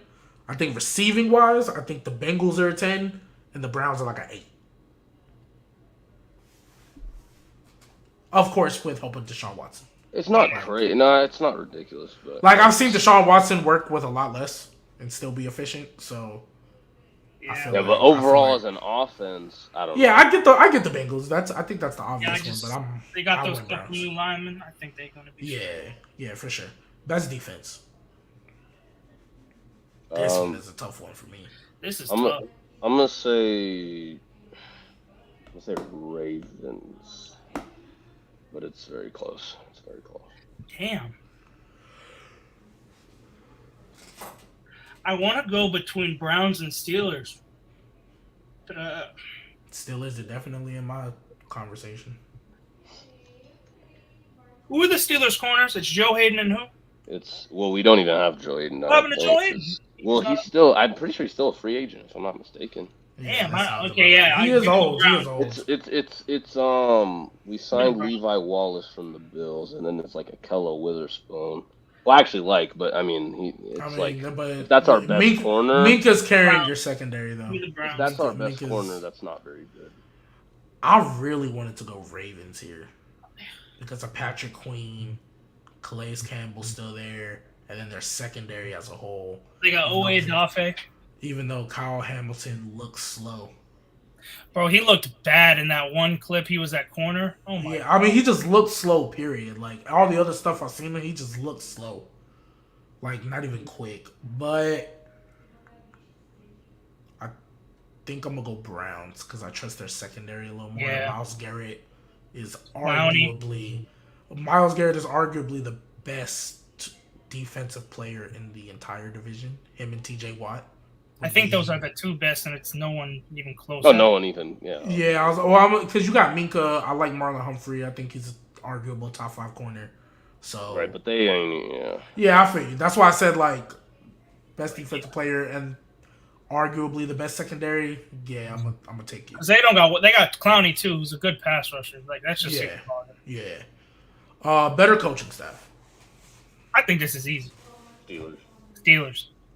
Yeah, I'm gonna go. Steelers. I think it's a little close just because I like the Ravens coaching staff, but because they're consistent. They are very consistent. But the Steelers also added my old Dolphins coach, Brian Flores. Yeah. So. Yeah, exactly. Yeah. So. Your underrated and your overrated player. Ooh. I don't like saying overrated. I like saying overhyped because I don't know if anyone's really overrated. Okay, well, let me think. Under and overrated. Underrated. Under. I got my under. Under is T. Higgins. I love that answer. Underrated. I think he's. Go. Lamar Jackson underrated. Not ridiculous. Not ridiculous. The way people have been talking about him, underrated, bro. Nah. Oh well, since you said T. Higgins, I'm gonna say J.K. Dobbins. That's another great. I think he's super underrated because we haven't seen him in a year. But he was on pace to being like a top 15 running back, personally. Overrated is very, very tough. I think this division actually has a lot of underrated guys. Overrated. Overrated is who's overrated on the Ravens? I don't know. Kyle Hamilton. Maybe. I don't know. I liked him in college. I don't know. It's really just the speed thing because I think he has everything else.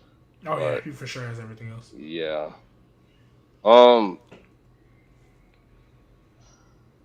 Overrated. I'm gonna say, damn, this is tough. I'm gonna say I like all their running backs. I know on PC I said Joe Burrow. I know mine. How about you go first? It's Marcus Peters. That's Marcus not Peters. Crazy. It's Marcus Peters.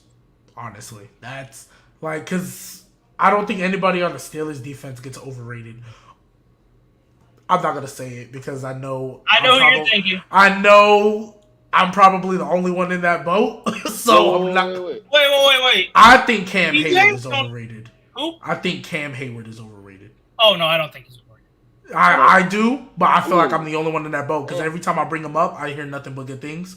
So I'm like, okay, cool. But Marcus Peters for sure is the one that's overrated. I don't think he's like that. I think he's serviceable, but I don't think he's like that. I think Marlon Humphrey and their back end is what's making Marcus Peters look good. Just like when he was in LA, the Rams front seven was making him look good. Yeah. And they had a good secondary. And they had Talib. Talib was really their number. Oh yeah, I forgot Talib was there. Absolutely, yeah. So John Johnson was back there. They had the defense. Yeah, I think everywhere Marcus Peters has been, even on the Chiefs, I think they had secondaries reasons he looked better than what. Was Eric Berry still there?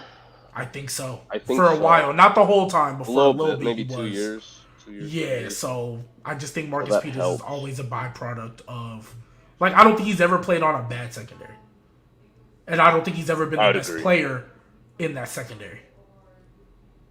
Maybe for a year in LA, maybe. Oh, I was gonna say maybe a year in Kansas City, but because in LA, I don't remember who else was there. So yeah, Eric Berry, but it's like a downfall. I don't know, it's tough, but I don't hate that pick. Cam Hayward, it just depends on how people view him because I hear people talk about him like he a bona fide All-Pro, and I'm like, I mean, he is an All-Pro. He's an All-Pro. Yeah, but they talk like he a bona fide every year All-Pro, and I'm like, no, he really isn't. Like, you could say he's on the downfall. You could say he's on the down end of his career, which I would understand. But I mean, the last 5 years, outside of Aaron Donald, it ain't been too many defensive tackles, like interior defensive linemen, that have been better than Cameron Hayward. I don't know if you're gonna like my overrated pick, but I'm gonna go Patrick Queen. I don't. I actually. He got to I play might- better in my I don't want to opinion. copy you, but since you brought him up, He just has to play better. he does. That's not a. And I always have people asking me, why didn't the Saints draft him? And that's why. Well, I mean, they. And we also didn't need him. Don't you? Yeah, you He's got probably the just saying that more. because he's from LSU. Yeah. Yeah, but we also didn't need him. It would have made sense. But we also Would've. didn't need him because we had DeMario Davis. You guys Y'all took run the, We were gonna run DeMario Davis and Patrick Queen on the field at the same time. That's what the idea was. But we drafted, I think, Eric McCoy. Or whoever that boy was from Michigan. Davenport? Oh, Cesar Ruiz. Cesar Ruiz. Ruiz. Not. Yeah, Is he so No. yeah, he starts who? He's who? Oh well, okay. He's not like all world. Cesar Ruiz ain't all world, but he starts for us plenty of games. He's like. He starts for us. I mean, granted, because I think our starting group now is the guy we drafted, Penning, Andrews Pete, Eric McCoy, Cesar Ruiz, and Ryan Ramczyk. Yes, Ryan Ramczyk. I mean. Yeah, but before it was Armstead, but once he went to the Dolphins, yeah. Because he wanted too much money for always missing a lot of games. That's why I was like, yeah, we're not. He is always hurt. And then when Sean Payton retired and all that, I was like, oh yeah, they're gonna promote Dennis Allen. He's gonna load up that defense. First thing, his first job, his first offseason, he's gonna load up that defense. So I was like, yeah, no, we're not paying Teron Armstead, so adios. But yeah, so that was your overrated. So now we're gonna run through the AFC South because again, I think this is gonna be real quick because it's mid. Standings AFC South, Nigel. All right, so I have the Colts 1, Titans 2, Jaguars 3, Texans 4. I got Colts, Titans, Jags, Texans. All right. I got Titans, Colts, Jags, Texans. Wow, you got the Titans winning? What can I ask you why? Who's their quarterback? Titans, General. Ryan Tannehill? No. For the Colts, who's the quarterback? Matt Ryan? Oh, okay. That's why. Oh, you don't. I think he's going to come in and do the same thing Carson Wentz did. The exact same thing. I think they're going to do he'll throw for more yards, but they'll do the exact same thing. I think he's going to look more like Phillip Rivers did. I actually agree. I think Phillip Rivers and Carson Wentz pretty much did the same thing. But Phillip Rivers did not turn it over like Carson Wentz. Oh yeah, okay, yeah. Like the stats aren't like exactly the same, but I'm talking about like as far as impact the team and winning. I think they're all going to do the exact same thing. I think they can trust Matt Ryan way more. You can trust Matt Ryan more than Carson Wentz. I'm not saying that. That's not even about a trusting. I just think Matt Ryan is going to. I mean, Matt Ryan had Julio and all these weapons in Atlanta and couldn't do nothing with it. What you mean? Now he's going to Mike. He went to one Super Bowl, bro. They wasn't doing nothing. They were like in the playoffs a decent amount. They probably made the playoffs They made the NFC. They made the NFC Championship and lost, I think, to the Packers. The 49ers. Or 49ers. Yeah, and then they went to the Super Bowl. Yeah, they went to 2 NFC championships. Yeah, but they're usually. I mean, they made the playoffs. Yeah, that's 2 years. You know how long Matt Ryan been in Atlanta, bro? Like he was in there 14 years, I think, 15. I mean, the Colts have a good roster. That's. Yeah, the Colts defense is like. Bro, there were a lot of rosters that Matt Ryan had where he should have been better. I'm not gonna lie to you. No, I agree with that, but I don't think Matt Ryan's ever had this good an offensive line or run game in his entire life. Offensive line. Not as good of a player as Jonathan Taylor, but he's had an O-line and a run game. He had Alex Mack and some boys over there. He's had a great O-line and a run game, so... What did they do with that? They were pretty damn good. I'm not saying because he's not that level anymore, obviously. That was because I'm just looking... ago. So 2010, all right, 13-3, and then 10-6, and then 13-3 again. Oh, I didn't know they were 13-3 in 2012. 4-12, 6-10, 8-8, 11-5. That was Super Bowl year. 10-6 the year after. 7-9, 7-9, 4-12, 7-10. Yeah. 7. I can give you the 7-10 because I know they ain't had nobody because Calvin really left and all There's that. There's no reason they should have won 7 games. Like that team was horrendous. Like that team was very bad. I'm more looking at the 4-12. The 4-12, the 7-8, and the 7-9. I think those teams were better than what they were. personally. I'd agree with the 4-12. They probably should have been a. But I just think because what were the Colts last year? 10-7, and they missed it by a game. 9-8. Oh, they were 9-8. Yeah, maybe one more game win, but I think they're still not going to win the division. Therefore, missing the playoffs. No, I don't hate that you don't have a win in the division. I just don't think. Yeah, I just Ryan. Think, that's why, because I think their defense is the same, their O-line is the same, their running back is the same. I like Michael Pittman Jr. The quarterback, though, you could say he's better than Carson Wentz, but impact-wise, I think he provides the same amount. I think the Titans are worse from last year, they're worse this year than last year. I mean, I feel you because I know they lost A.J. Brown, but I think that defense, I would say, performed under expectations last year. The Titans until Derrick Henry got hurt. But that first half of the season, they weren't really moving me, and I feel like they stepped up when they had to. I think right? Yeah. And then I also think people are blinded by the fact that they sacked Joe Burrow 9 times in the playoff game. And I'm like, but that's the Bengals O-line. They've been ass. They've been ass. Let me ask y'all: Did Mike Vrabel outcoach the Bengals for how many quarters for 59 minutes of the game, or was the O-line just trash that game? I mean, the O-line was trash the whole season. The Bengals O-line was.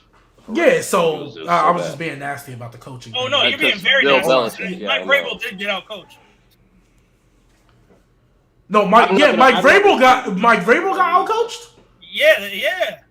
Because they lost. Yeah. Because Ryan Tannehill threw a pick. What that got to do with coaching? 4 picks. No. I'm talking about at the end where he forced it into double coverage. What that got to do with? Because some of the picks weren't on Ryan Tannehill. Personally, we don't have to go back into. I don't think because how many did he have? He had 3. I don't think all 3 were on him.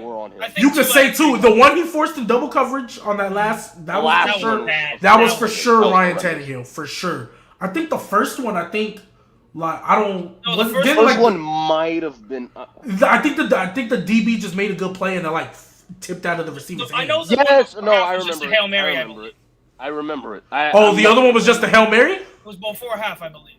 Oh, I'm not counting that. At all.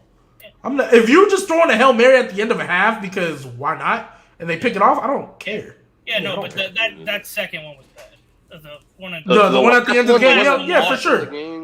For sure, that's what I'm saying. That's not coaching to me. That's your quarterback. All I remember was there were literally Titans fans saying this man is borderline top 10 before the season. And I'm like, you're drunk as hell. I mean, he's not. He was a borderline top 10, but you could have made an argument for top 15. I'm not gonna lie to you. Before the now season, you can't even make an argument. Now you can, but before the season started, you could have made an argument for top 15. I mean, even if he's because they had just came off an AFC championship. I think back to back. Did they not? No, they lost to the Ravens the year before. Yep. Oh, okay. They made the AFC championship 2 years before. So 2 out of 3, right? Yeah. So I think there was a good argument for that. Even if he's not top 15, he's probably 16, 17. He's not that far. I mean, there's going to be. I don't know where. Won't even make the playoffs in the AFC that will be better than the NFC North or NFC South winner. Yeah. Yeah, I would agree. Yeah, and I have Tannehill at 18, but yeah. I got Tannehill outside the top 20. I think he sucks. You're a Dolphins fan. Yeah, I've watched his ass. He sucks. I can't. I'm tired of him. They probably would have beat the Steelers in that playoff game if he was healthy enough to play. They was on a little run at the end of the season. They weren't. I remember that. I remember when they went on a little run and made the playoffs. I think if Ryan Tannehill would have played, y'all would have beat the Steelers in that playoff. He would have got knocked out by the same linebacker that Matt Moore got knocked out. James Harrison. Yep. That's tough. Who has the best chance to go deeper in the playoffs? The Colts. Ryan Tannehill's just turning that thing over, man. I actually agree. Even though I said the Titans would win the division, I actually agree that if Matt Ryan gets in there, he might win you a game. Nigel picked the Ravens to win the division, but he thinks the Bengals. But I said the Bengals can go farther. Yeah. Breakout player from each division or from the AFC. Breakout player. Ooh. I know who mine is. I know who mine is off the rip. Oh, you know who yours is off the rip? Yeah, I know who it is. I know. Because I'm big on him. I think we might. Nigel, who's yours? Is that an offensive player? Yes. It doesn't matter. Ours, yes. Yeah, mine's an offensive player. Oh, okay. Yes. Damn. I'm surprised y'all had yours like that quickly. Oh, bro, it's easy. Oh yeah, I know. Travis Etienne. I'm gonna That's say a good Travis pick. Etienne. I don't hate it, but I hope he fails because I'm a big James Robinson guy, and I don't think they should have ever drafted Travis Etienne. They shouldn't I have. hate Urban Meyer. I hate Like- Urban Meyer But I because I'm a big James Robinson guy. Urban Like Meyer- so much, I draft him on my fantasy team every year. The past 2 years, anyway. You gonna get him at a price. You gonna get him at a good price. And he's always good in fantasy. He's gonna get you 8, 9 touchdowns, 1,000 yards. Like, that's solid. Yeah. Yeah, he's But So I'm a big James Robinson guy. So You want to go Who is- first? nah. That's I think I know Trevor exactly. Lawrence. Trevor Exactly, bro. Lawrence. Trevor Lawrence. Doug Peterson there now, bro. You got Doug Peterson, right? Look what he made Carson Wentz look like. Trevor and Nick Foles. Let's not forget Nick Foles. And Nick Foles, yeah. Nick Foles ain't been nice with anybody else other than Doug Peterson. Yeah, like And they Chip got Kelly. Trevor Lawrence. They overpaid for Oh, Christian. yeah, Kirk. And when they did overpay for him for yeah, sure. but Doug Peterson always likes his slot receivers though. That's why they did that. And then they got Marvin Jones over there. Marvin Dan Jones, Arnold is Vince nice. And then Arnold. their defense is young. They still got some things to Two improve solid on, but running backs. yeah, hey, and they got old boy from the Bucks over there too. They O lineman, or they got some O lineman from somewhere. Brandon Scherf from the Yeah, they got Brandon Washington. Scherf. Washington, Yeah, he's very yeah. good. He's very good. Yeah, Well, Trevor they're all Lawrence. Trevor Lawrence. Pretty good. Hey, I wouldn't be surprised if Trevor Lawrence had 4K, 7 wins. 4K. Yeah. Yeah, 4K. That's 4K. You're gonna be losing 30 a lot of touchdowns. games. You're gonna be slinging that thing. Hey, they might win 7 or He'll 8 be what games. Dawson thinks Tua about to be. No. Tua's gonna be Y'all better not- this year. Hey, I didn't say it last episode, but remember I said there's people on my quarterback list that I think are about to pass up to him. He's one of them. Trevor Lawrence is about to be one of Like you them. can say something about Zach Wilson, all them. Like Mac Jones is already above him in my list. Mac, there's not a soul. I'm telling you right now. Post this on TikTok. I don't give a damn.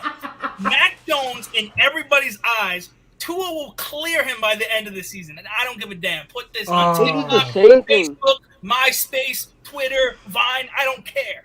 Put it on all of them. I do not care. I mean, by the end of the season, it's cool, but right now, I'm taking. That's Right now, I'm fine. taking Mac. Right now, fine. yeah. That's Like fine. right now, I'm taking. So what was that? Okay, so That best was a breakout offense. Yeah, best offense.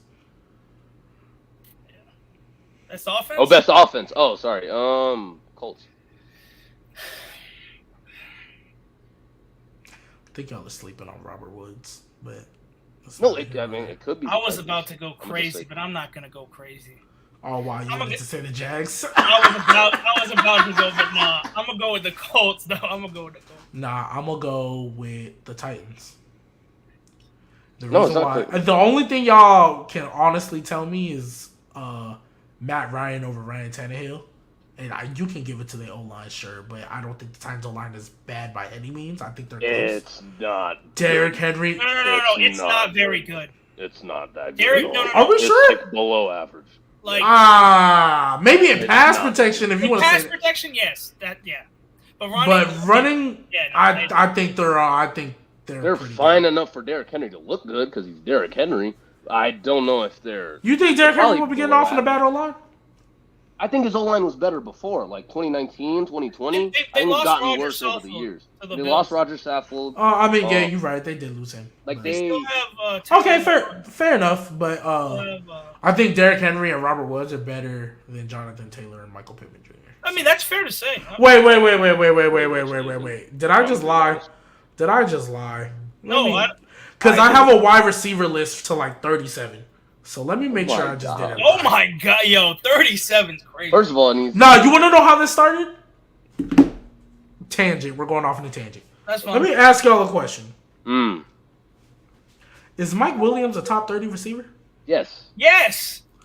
Okay, I'm done. No. I'm done. Why I'm do not you even think a- so I'm high? done. Mike Williams. I'm done. I don't think Not even he's. high on him. I'm not gonna lie. not. I'm not gonna lie. Mike 30. Williams has never been a top 30 receiver to me. 30. No. Can you read your list 1 through Read 30? Read the list. I got it. All right, I'll I'd go love to quick. hear it. So I'm gonna just get my top 15 out the way. Top 20, just say it real quick. Because yeah. So Adams, Jefferson, Kupp, D Hop, Michael Thomas, Tyreek Hill, Keenan, Jamar, Mike Evans, Odell, Scary Terry, Debo, Calvin Ridley, Godwin, CD, DJ, DK, AJ, Amari Cooper. DK and AJ can flip flop. It's just I'm not arguing any of those. That's 20. I'm not arguing. So Hunter Renfrow, Tyler Lockett, Deontay Johnson, Brandon Cooks, Adam Thielen. That's 25. 26, Allen Robinson. 27, T. Higgins. 28, Jalen Waddle. 29, Amon-Ross St. Brown. 30, Michael Pittman Jr., Devontae Smith, 31. Yeah, no. Once you, after 27, after 27. Jalen Waddle, Amon-Ross St. Brown, Michael Pittman After Jr. Amon-Ross St. No, he's better than Amon-Ross St. Brown. He's better than Amon St. Brown. I like Amon St. Brown. He won me my fantasy league, so I love Amon. Yeah, he was good in fantasy. But, like, I would take Mike Williams, because I had Mike. I don't want to sound like a homer because Jalen Waddle, but damn, I'm not gonna lie to y'all, bro. I know, like, hey, I like Jalen Waddle. I don't want to get into it too much, cause like, did I say? Cause bro, I'm not gonna lie, I have 37 on this list. And he's not listed. He's not listed. Nah, cause here's my thing with Mike Will. Here's my thing with Mike Will. I feel like Mike Will is one of the most inconsistent receivers ever, bro. And I don't like that. I personally don't like that. And I'm not talking about from year to year. I'm talking about in season. Like game to game? Yeah, in season. I think he's one of the most inconsistent receivers ever, bro. And I personally hate that. I can agree with that because one game he had like 190 and the next game he had like 30. Yes. No, he used to kill me. Yeah, I know, but like even just as a receiver, like I feel like Yo made like up at like I think this was his best year, and he fell off in the second half of the season. He fell off a cliff. He just got a bag, so I don't know. First half. Honestly, he got a bag because there was nobody else on the market better. And they drafted him like top 10. And I'm sorry, the people that were better, Antonio Brown, Odell. Injuries. Allen Robinson was injury prone, and even then, like, they weren't going to. How much did LA pay him? Not that much. Or how much was the Rams paying him? He got like 15. 15 a year? It wasn't a 1 year deal. It was a 3 year, wasn't it? 3 year deal. I think it was like 3 years, 46, if I'm not mistaken. What was Mike Will? 360. 3 for 60. 20 a year. Oh. I mean, I wouldn't have replaced him. I don't know. There's big. So with that, that's why I say like. So Allen Robinson and Odell were the two that came to my head that I know were on the market. Probably could have replaced him with, but Odell's been hurt. I understand not signing him because nobody has. You wasn't about to sign Julio because he's injury riddled. So, like, I understand them resigning because it's kind of like with Kyler Murray. Who else were you going to replace him with? But I think Mike Williams is one of the most inconsistent receivers ever. And I personally, like, that is a big knock. Especially when the only thing you good at is jump ball. Especially when that's the only thing you provide for me. And you're inconsistent. I'm sorry, bro. And it's not like he was... And I even tried to give him a pass. I was like, you know what? Maybe it's because Phillip Rivers. Maybe it's because you were with Phillip Rivers.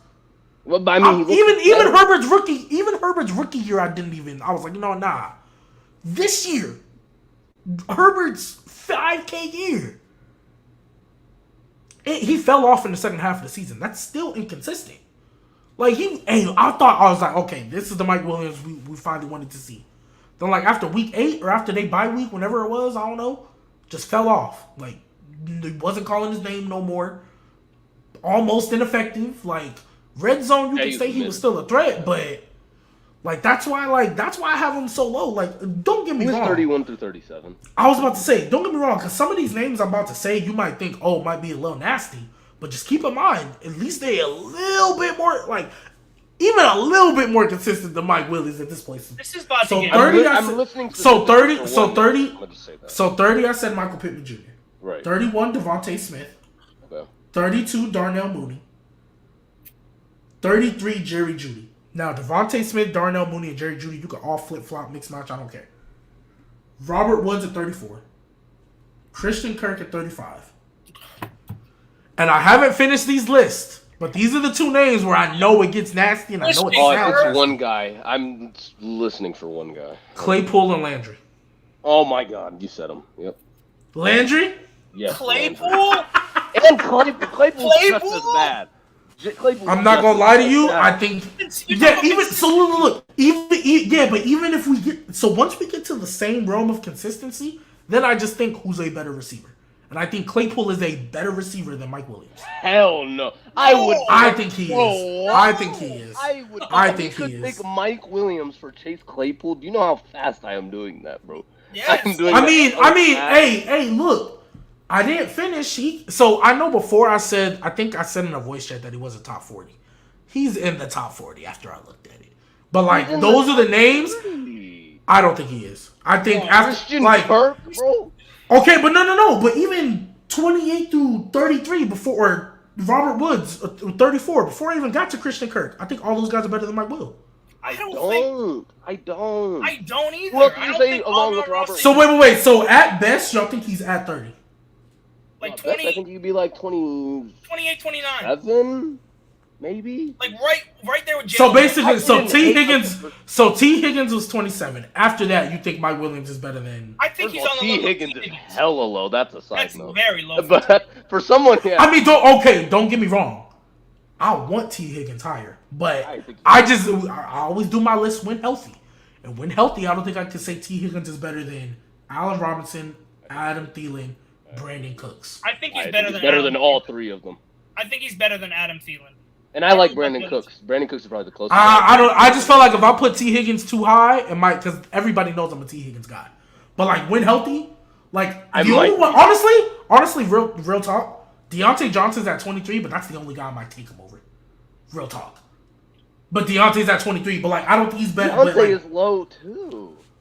Oh, 23? No, I don't think he is. I think that's. He used to be top 20, but then when I stopped being nasty and put DK in there and actually did like a real order, non-biased. I think he's. I don't know. And honestly, I don't think right now T Higgins is better than Antonio Brown, but he's not in this list. Yeah, that's fair. Fine. Hey, AB. Yeah, but I think Antonio Brown is right. I think Antonio Brown is in between Amari Cooper and Deontay Johnson. When Antonio Brown, this might be a hot take. When Antonio Brown was on the Bucks, I believe he was the best receiver on that team. I don't even think that's that much of a hot take. But you're low on Mike Evans, aren't you? Yeah. Lower than most, I would say, but even. Like, is Mike Evans top 15 to you? Is my question. Yes. So you think AB was top 15? Yes.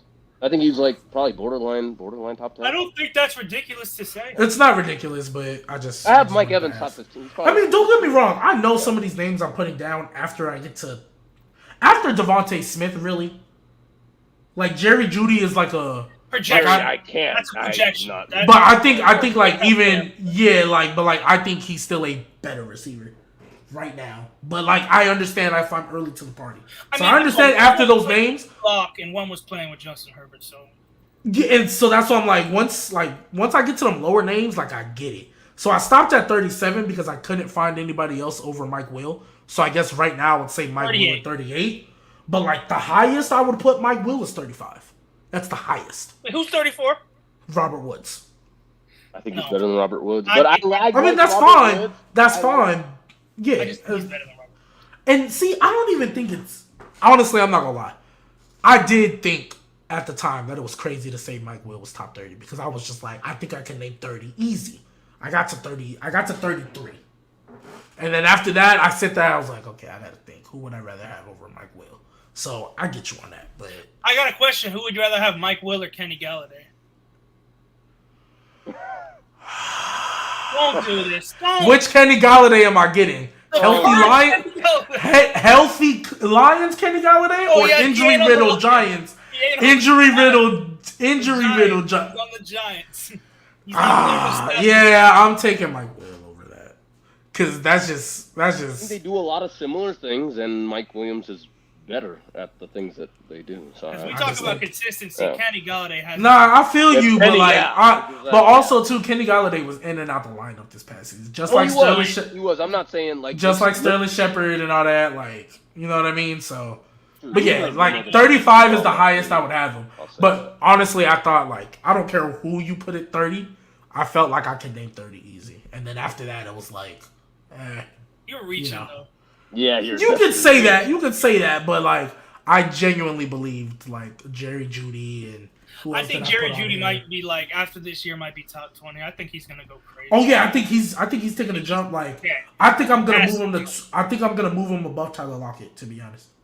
And Tyler Lockett's at By the end of 22. the year, And Tyler Lockett's at 22. I think by the end of the year, Jerry Jeudy will be better than I Tyler really Lockett. have to make a list. I have Because Jeudy these for seem very 23rd. low, but maybe when I make my list, they'll be around the same. So I don't know. These I got seem Jeudy. I very mean, low. because like Deontay Johnson and Tyler Lockett and Adam and Brandon Cooks. When I did this, I was like, dang, they seem low. But then you look at the top 20, I'm like, Amari Cooper's at 20. If I don't I think think you're better than Deontay's him, better than Amari. I think Deontay's better than Amari Cooper. Now that's a very close one. It's close. Yeah. 100%. I mean, Amari Cooper's 20, Deontay's 23, so it's not crazy. And the two guys I have in front of him are Hunter Renfrow and Tyler I think Lockett, Deontay's so. better than Hunter. I think Deontay's better than Hunter Renfrow. And That's fine. It's not crazy. Who's the other one? Maybe Tyler Lockett. I really like Tyler Lockett, so I'm not going to say anything. I do like Tyler Lockett as well. You can And say Tyler that. Lockett still got a K with Geno Smith. He's very so. consistent. He's very consistent. Yeah, so. All right. What do you say? Best offense? I know we went off on a tangent. I'm sorry. But best That was defense. good, though. That was good. That was good. The best defense. Titans. Oh, no. Yeah, no. The Colts. That's. Yeah, I'm kind of going. Colts. They had like 6 Pro Bowlers, and they got... Didn't they get Stephon Gilmore? Colts? Gilmore, yeah. They got Gilmore. I think the Titans. I don't know. I think the Titans defense is underrated. I like Jeffrey Simmons. I like Yeah, they're Jeffrey Myers. underrated. I can give you that, but I think that 9-sack game is kind of fooling people because now people think. No, the I don't Titans even have, care. like, the top Personally, 5 I don't defense. care about the Niners. I'm not really putting much stock into the because I know that Bengals O line is horrible. Like 9 sacks is an anomaly. Like I'm not really gonna put that much into. I think during the season they were still very good. Like Kevin Byard was looking like a top 3 safety in the league. Jeffrey Simmons, one of the best D tackles. Like off the edge, I like Bud Dupree. Yeah, they have a good I like unit Harold for sure, and I Landry. think it's underrated for sure. But I even like their corner, Christian Fulton. I think he took a step. Yeah, I think he's nice. pretty good. Like Yeah, I'm gonna say the Colts have a very good defense too. Yeah, I got the Colts. They got But DeForest Buckner up front. They got Darius Leonard in the middle. They got Stephon Gilmore on the outside. Like, yeah. So I'm missing guys, too. yeah, no, I'm going. Yeah, Colts. 6 Pro Bowlers is wild. Oh, Yannick Ngakoue. Uh-huh. And, yeah, they have Kwity Yannick Paye. and Quiddy Pay. Yeah. Yeah. Kwity Paye, Better I think coaching he's- staff. Better coaching staff. Oh, I think. Oh, actually, I don't know. Yeah. Yeah. I think me and G Baby are thinking the same. Yeah. Yeah. You said Colts, Nigel? Oh my God, you guys are about to. You're about to. Give me Doug Peterson, baby. Oh Give me Doug my Peterson. gosh. Hey. Yeah, hey, look. Listen. They don't have the better team, Oh, I no. know. but they have the better staff. We're not gonna act like this dude didn't beat Tom Brady and Bill Belichick with Nick Foles. Like, come on, bro. And Carson Wentz looked his best Carson Wentz was going to win the MVP. He was going. with Doug Peterson. Like, And I get you Not because Frank crazy, Wright, but Frank that's- Wright was there too as an OC. yeah, he So I was. get Which why is he was why on I the Colts picked the too. Colts. Yeah, and Mike Vrabel won the AFC without Derrick Henry and AJ Brown for a couple games. He took Got the He was 1 a seed. year, I get So I like Mike Vrabel. Wait, But Lovie give me Smith. Doug. Lovie Smith took the Bears to the Super Bowl. He's the coach. That's Stop. nasty. Stop. That's nasty. No, just kidding. I think Doug. I'm gonna go Doug Peterson. Yeah, I'm going Doug P. I love the. Hey, yo, I'm so high. I'm so high on Doug and Trevor. I'm high on the Jags, yo. I don't know why. Right. Like everybody talks about the Lions and the Jets. I'm like, man, y'all just No, the Jags. Y'all just sleeping on the Jags, but I think Jags have a potential. Hold on, let me make sure. Let me make sure I look at. No. I want to make sure because I think their defense is still mid, but I want to make sure I look at all these teams. They got a lot of good D linemen though. They got Walker. Trayvon Walker, Josh Allen, and they got another interior guy who's pretty good. I forgot. Yeah. And they have Caleb Von Chase on too, so that's some pass rushers. 13, 14, 15. I think the Jags could be in an argument for a top 15 offense this year. Oh. No. I think, hey, they might be like 16, 17, 18, It could. but I think they I can make an actually don't argument. think Yeah, that's ridiculous. I mean, that's not crazy, but like the defense isn't there. Oh yeah. That's more of a reason why I think they're gonna have a top 15 sub offense because they're gonna have to keep scoring points. Yeah, because like no one, like statistically, the Cowboys were the best offense. But if you ask any person who's the best, offense, they're not the best offense. I'm not saying the Cowboys. You know what I'm saying? Yeah. But, so I think statistically, is it crazy? Is crazy 7-10 for the Jags? Nah. So like, I don't think it's crazy at all. With Urban Meyer.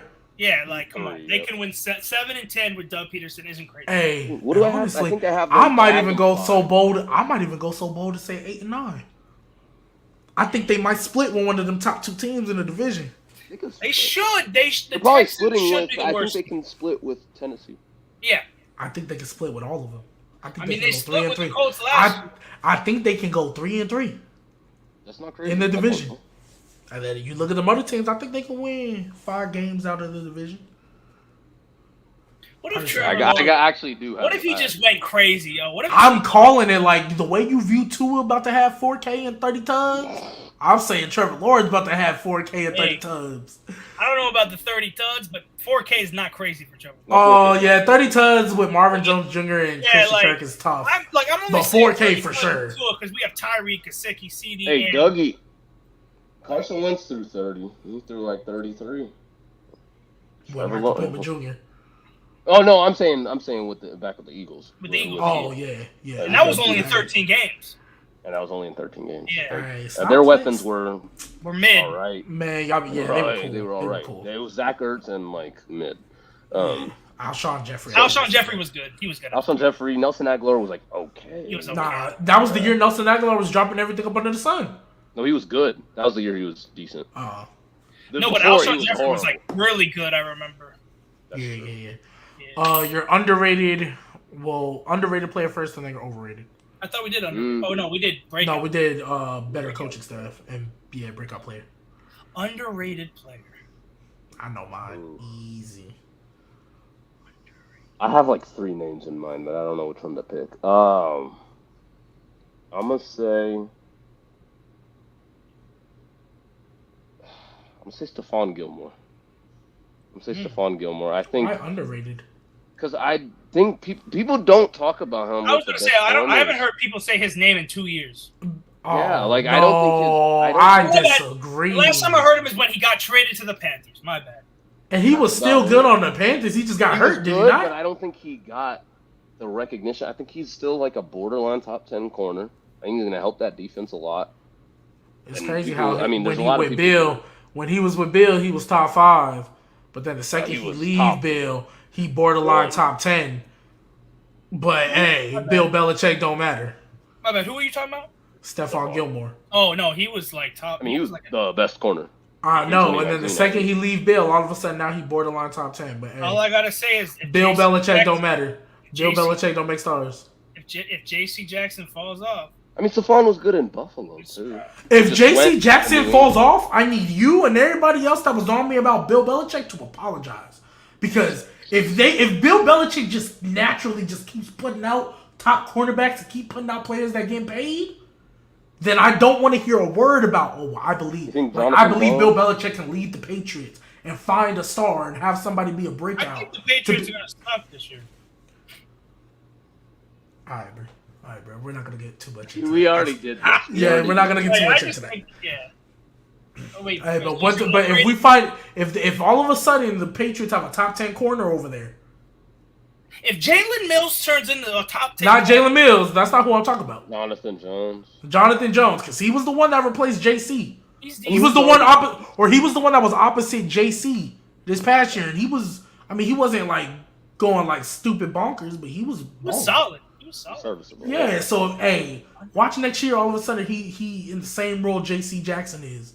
Because remember, J.C. Jackson took over for Stephon Gilmore, and J.C. Jackson got all the love. And J.C. Jackson was good even with Stephon Gilmore. And Jonathan Jones was good with J.C. Jackson, so that's my point. I agree. No. Yeah, so once he steps into the number 1 role, we about to see him turn up. And then when the Patriots win 10 games, they're second place in the division. We're gonna revisit this. I'm gonna make sure I keep receipts. We're gonna revisit this. They're winning 9. But Dawson, who's your underrated player? I'm gonna go Josh Allen, Jacksonville Jaguars. Oh, okay. I was like, what? Other Josh Allen. Oh, okay. I I actually think like he's that. very good. I think he's very good. People just don't talk about him because he's on the fucking Jags. Yeah. So I wanted to stay Jags. I wanted to stay because I think y'all can tell I'm a big Jags guy. I'm a Jags guy too. Because the guy I wanted to say was James Robinson. But I'm gonna say Davis Mills. That's a very good pick. I think Not Davis ridiculous. Mills was actually playing pretty good last year. And not this year because he's got a new coach, but I think in a couple years. And bro, he has no weapons. Like Brandon Cooks got hurt, I think, was for a little bit. So like the fact that I think he looked pretty solid last year, even though they was losing. Like I think Davis Mills looked about as good as you could look. When starting running back, I was like, okay. Yeah, like this is bad. Yeah, like and Phillip Lindsay, like, oh man, this is bad. Oh man. So that's my underrated player. I think Davis Mills. I like that a lot. I think even on a losing team, I think Davis Mills can look like. I genuinely think he can look like Ryan Tannehill just without the run game. As far as like as a quarterback, I think he can look like a mid. I was gonna say he could look like. No, I'm not gonna say that. Why do I feel like I think I know exactly who you were thinking about? Who was I thinking of? Daniel Jones? No. Okay. Are you thinking of Jimmy G? No, that's actually not bad. Oh, okay. I'm higher on Jimmy G than everybody else, so I'm not. You're way higher. I'm high on Jimmy G too, but I was thinking more of like a Kirk Cousins. Oh, that's that. Okay, that's higher than I thought. Yeah. That's high. Yeah, maybe not next year, but in a couple years. Wise, but like how they play, like Kirk Cousins is a conservative type of quarterback. Like he's not gonna force. I don't even think Davis Mills is conservative, low-key. Yeah, I was about to say he just doesn't have the weapons to show it. But I think if Davis Mills had Justin Jefferson and Adam Thielen, he would be slinging that thing. Yeah, he would be slinging that thing. He wouldn't be no conservative. Yeah, I think he pushed the ball with Brandon Cooks, especially was in there. Brandon Cooks and I believe Nico Collins, and there's another guy. They had a lot of Brevin Jordan at tight end. Brevin Jordan was there. Yeah, Brevin Jordan. Yeah. They had another. Running backs were dog piss. Their starting running back now is Marlon Mack. And Marlon Mack. That's tough. But it's better than what they had last year, so I guess. Mark Ingram. Oh, hey, no. We're not gonna act like Mark. I was about to say we're not gonna act like Mark Ingram was a baller because as soon as he got back with us. It was like, okay, it's Houston. It's not you, bro. I'm still mad the Dolphins didn't get Mark Ingram back in the 2010 draft, bro. Yeah. That's up. All right, overrated player, and then we're going to go ahead and get up out of here. Oh, my gosh. Overrated. I already know who G Baby's going with. I have a nasty name, but if I do. If I can think of somebody else, I will. Quarterback up in Oh, he's going to say, maybe. Overrated.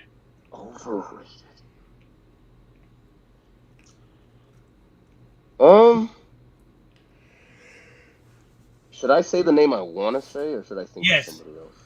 Nah, say the name you want to say. Oh my gosh. It's because I still think he's great, but he is.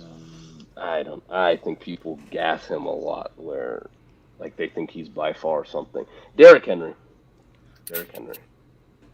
I knew you. And your explanation is what again? Because I think people treat him like he is like by far the best running back in the league, when I do not believe that's the case. At all. Do you have him as the best running back in the league? I do. I do have him as the best running back in the league, but who's 2 through 4? I've said 1, 2. I've said 1 and 3, or 1 and 3. 1 through 3 are completely interchangeable in my opinion. And who's 2 and 3? Jonathan Taylor and Nick Chubb. And 4 and 5? Kamara and Cook, I think. Yeah. Okay, Kamara as long as that's your top 5, I'm cool with that. So I just think he's treated like he's the greatest thing since sliced bread. Yeah. Yes. I mean, don't get me wrong. The thing with Derrick Henry, I used to think he was mid, and then it's like eventually got to a point where I couldn't deny it. No, I call him the best running back in the league, but like Next year, I'm very much willing to change that. I'm I very think much he- willing to say something different. Even if I dive like into it, but I just haven't yet. I don't know. I don't know. I mean, I have get him you, as Jonathan. I mean, if we're gonna use when you came out the league doing stuff, Jonathan Taylor easily has the argument. Like, Of dude, course. all I remember was Derrick Henry missed 3 weeks, and he was still first in the NFL in rushing, bro. I do remember that. And he missed half a season. He was still top 10. He still had a K, didn't he? It did. I don't know if it was a K. Oh, he had Oh, he had 950. Sorry. He had 950. Yeah, but he was yeah, very basically, much. okay, in like He's 10th in the league. Like, that's crazy. The thing is, like, when Derrick Henry really popped off was that playoffs, and he really led Ryan 28 Tannehill. or 29. Yeah. 2019. Patriots. He ended Brady's career. Beat Beat Lamar. And then the Chiefs who won the Super Bowl. So, like, that's why, like, bro, he got Ryan Tannehill paid at the end of the day. Yeah, Ryan Tannehill was looking like a top 15 quarterback. Yeah, When he came in, when he replaced Mariota and they went on that run, they were like, hey, yeah, Derrick Henry cool, but look at Ryan Tannehill. Look at Ryan Tannehill. He actually good. They fooled us all. I heard people saying some pretty nasty things about Ryan Tannehill, but I think probably at that time he was like top. Like You could have made an 11, argument 12. he was top 15. Yeah, pretty easily. Yeah. Overrated player Ryan Tannehill. Get him up out of here. I don't even think people overrate him. I genuinely think he's underrated. I do too, bro. I think people think he's like the 25th best quarterback, and I'm like, bro. I think he's garbage, bro. I think he's garbage. It's because I've seen so much Ryan Tannehill. That's why. Like, I don't. I mean, that's fair, but I don't think people. To be honest, I don't think anybody has him higher than me. And I have think him this at is his last year as a starting quarterback. I might have him higher. I might have him like 17. This is his last year as a starting quarterback. So you like Malik Willis, is what I'm hearing. No, I think they're gonna go with Malik Willis in 2 years. They're gonna put like 2 years. Yeah. No, for sure. So by the end of next, so basically what they did with Jimmy G and Trey Lance. Basically. Yeah. Except they didn't like trade all. They didn't trade their whole. Because I remember they traded with the Dolphins because the Dolphins had the 3rd pick, and they were like, Yeah. Overrated player. There's so many to choose from. So many. If I get real nasty, I know we gotta end the show, but if I get real nasty, there's a lot of people that I know a majority people. There's a lot of players that majority people are high on. I'm just like, yeah, they cool. Shrug shoulders. Don't care. So I'm not gonna get too nasty. You know what? Matt Ryan. Nah, I'm gonna get a little nasty. Just a little bit. DeForest Buckner. I don't care for him. I don't care for him at all. Like, he's cool. Nasty. Hey, you doing good things, big fella. I don't care for him at all. I didn't care for him in San Francisco. To be honest. What is the like? I just don't. He's just one of those players where I'm like, I get it, but I get it, but I think he's a top 5 D tackle. Like, when we look at basketball, top 5 what? Top 5 D tackle easily. He very well could be, and it's like, cool.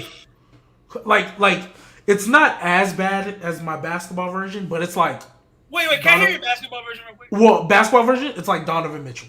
It's like, I know a lot of people like him, but I'm like, but I genuinely don't care for I don't care for Donovan Mitchell more than DeForest. Like, Donovan Mitchell, like, I had a little agenda against Donovan Mitchell. We know, I know. I never had an agenda. What? I actually still used to put him ongoing. In very nasty. But I don't think Donovan Mitchell's a top 5 shooting guard or a top 20 player in the league. That's top 20 is okay. Yeah. Top 5, I don't think. The shooting guard, Devin Booker. I think Paul George, Devin Booker, yeah. Paul George, Devin Booker, Zach LaVine, and Jaylen Brown and Bradley Beal are better than him. Jaylen Brown and Bradley Beal. Jaylen Brown.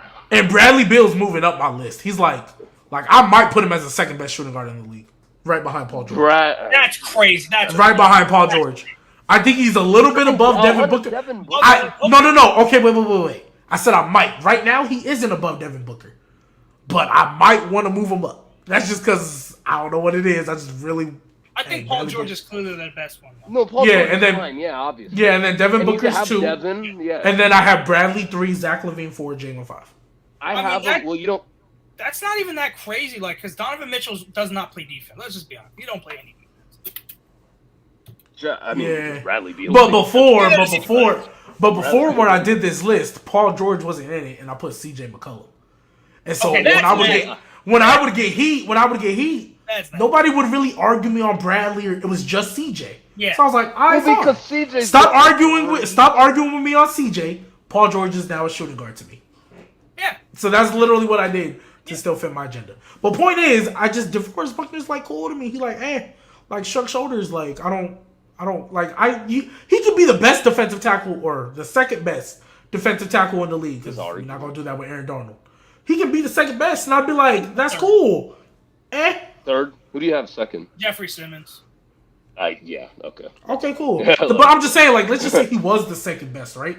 Right. I'd still be like, Oh, actually, Donald. Chris Jones is better. My bad. Chris Jones is better. You think? I love Chris Jones. Last year was playing DN, bro. Like he had to. Yeah, I would probably take Chris Jones over him too. Donald. Like I genuinely, I think DeForest Buckner is the top 5. I think just off the top of my head, I have no problem with saying that he's top 5. I'm just like, okay.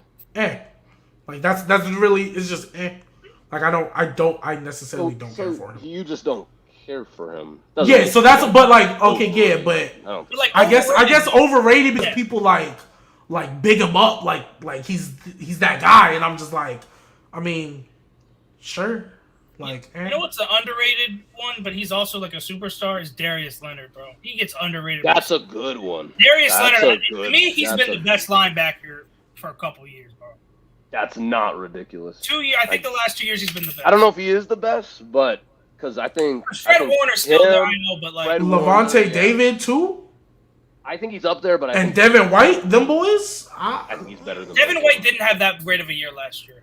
I mean, if we're gonna go year by year, okay, but like, just as I would take Levante David up until this past year. Darius Leonard. I think I would have took Deion Jones over Darius Leonard too. No, see that's where. Wait. I said up until this past year. I'm sorry, the last 2 years. I said the last 2 years. I meant the last 2 years. The last 2 years. How long has Darius Leonard been in the league? The NFL, 4 years. No, his first 2, he was not better than Deion Jones. I'll give you the last 2 because I misspoke. But the first 2, I don't think he was better than Deion Jones. He came into the league though as a Pro Bowl. Like he was good. I think he. I give you that. Like that's like no disrespect to Darius Leonard. I just don't think he was better than Deion Jones up until the last 2 years. I said last year. I misspoke. The last 2 years. So this last season and the season before. Before that, I thought Deion Jones was better. Fred's the best though. Yeah, for sure. Who's the best? Oh, Fred? Yeah, I think I have him number 1 too. I mean, I know I'm wearing the shirt. I was about to say, like, I know I'm wearing the shirt, but like, I think Demario Davis. He's a beast. I can't even bring that. I was like, he might be a little better. He's top 5. Certainly. Yeah. Maybe top 3. I don't know if I could put him. You can make an argument. Leonard, there's an argument. Put Davis there, and I don't think that's ridiculous. Yeah. So, I like Demario Davis. But yeah, but like I said, I don't think he's a bad player, and I think he could still be top 5. I just, when it comes to DeForest Buckner, I'm just like, people like when I hear people talking when they're like, oh yeah, he's this, he's that. I'm like, that could be cool.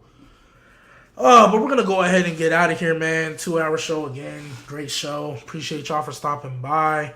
We will be back next week on Tuesday again, same time. We are going to be going through. I don't know if I want to do the NFC. Be done by then. Yeah, I was about to say we are gonna talk about some preseason, what we see. I don't know if I want to talk about NFC South and North or if I want to go East and West. I guess we'll just base it off the preseason because we'll see what preseason games look like. Hopefully no one gets hurt. I mean, we know it's gonna happen, but just hope and pray. Hope and pray. But yeah, I appreciate y'all for tuning in. Again, if y'all are watching on YouTube, like the video, comment on the video, subscribe. If you guys are watching on Twitch, please consider subbing to the channel. We will be back. Oh, follow the TikTok and IG. You know, it's been made. We get content out there every week. So y'all follow the TikTok and IG. It is right here. Keeping It G podcast. Again, appreciate y'all for tuning in. Dawson, Nigel, appreciate y'all for stopping by. We will be back next week and might have my boy Matt on. I need to hit him back, but I know he's been listening. He's a Falcons fan, so that might be more. I feel bad for his eyeballs. I do feel bad for him. And I had to listen to all them years as a Saints fan. But yeah, try to get him on. I need to hit him back. But Yeah, so we might have that for the NFC South and North.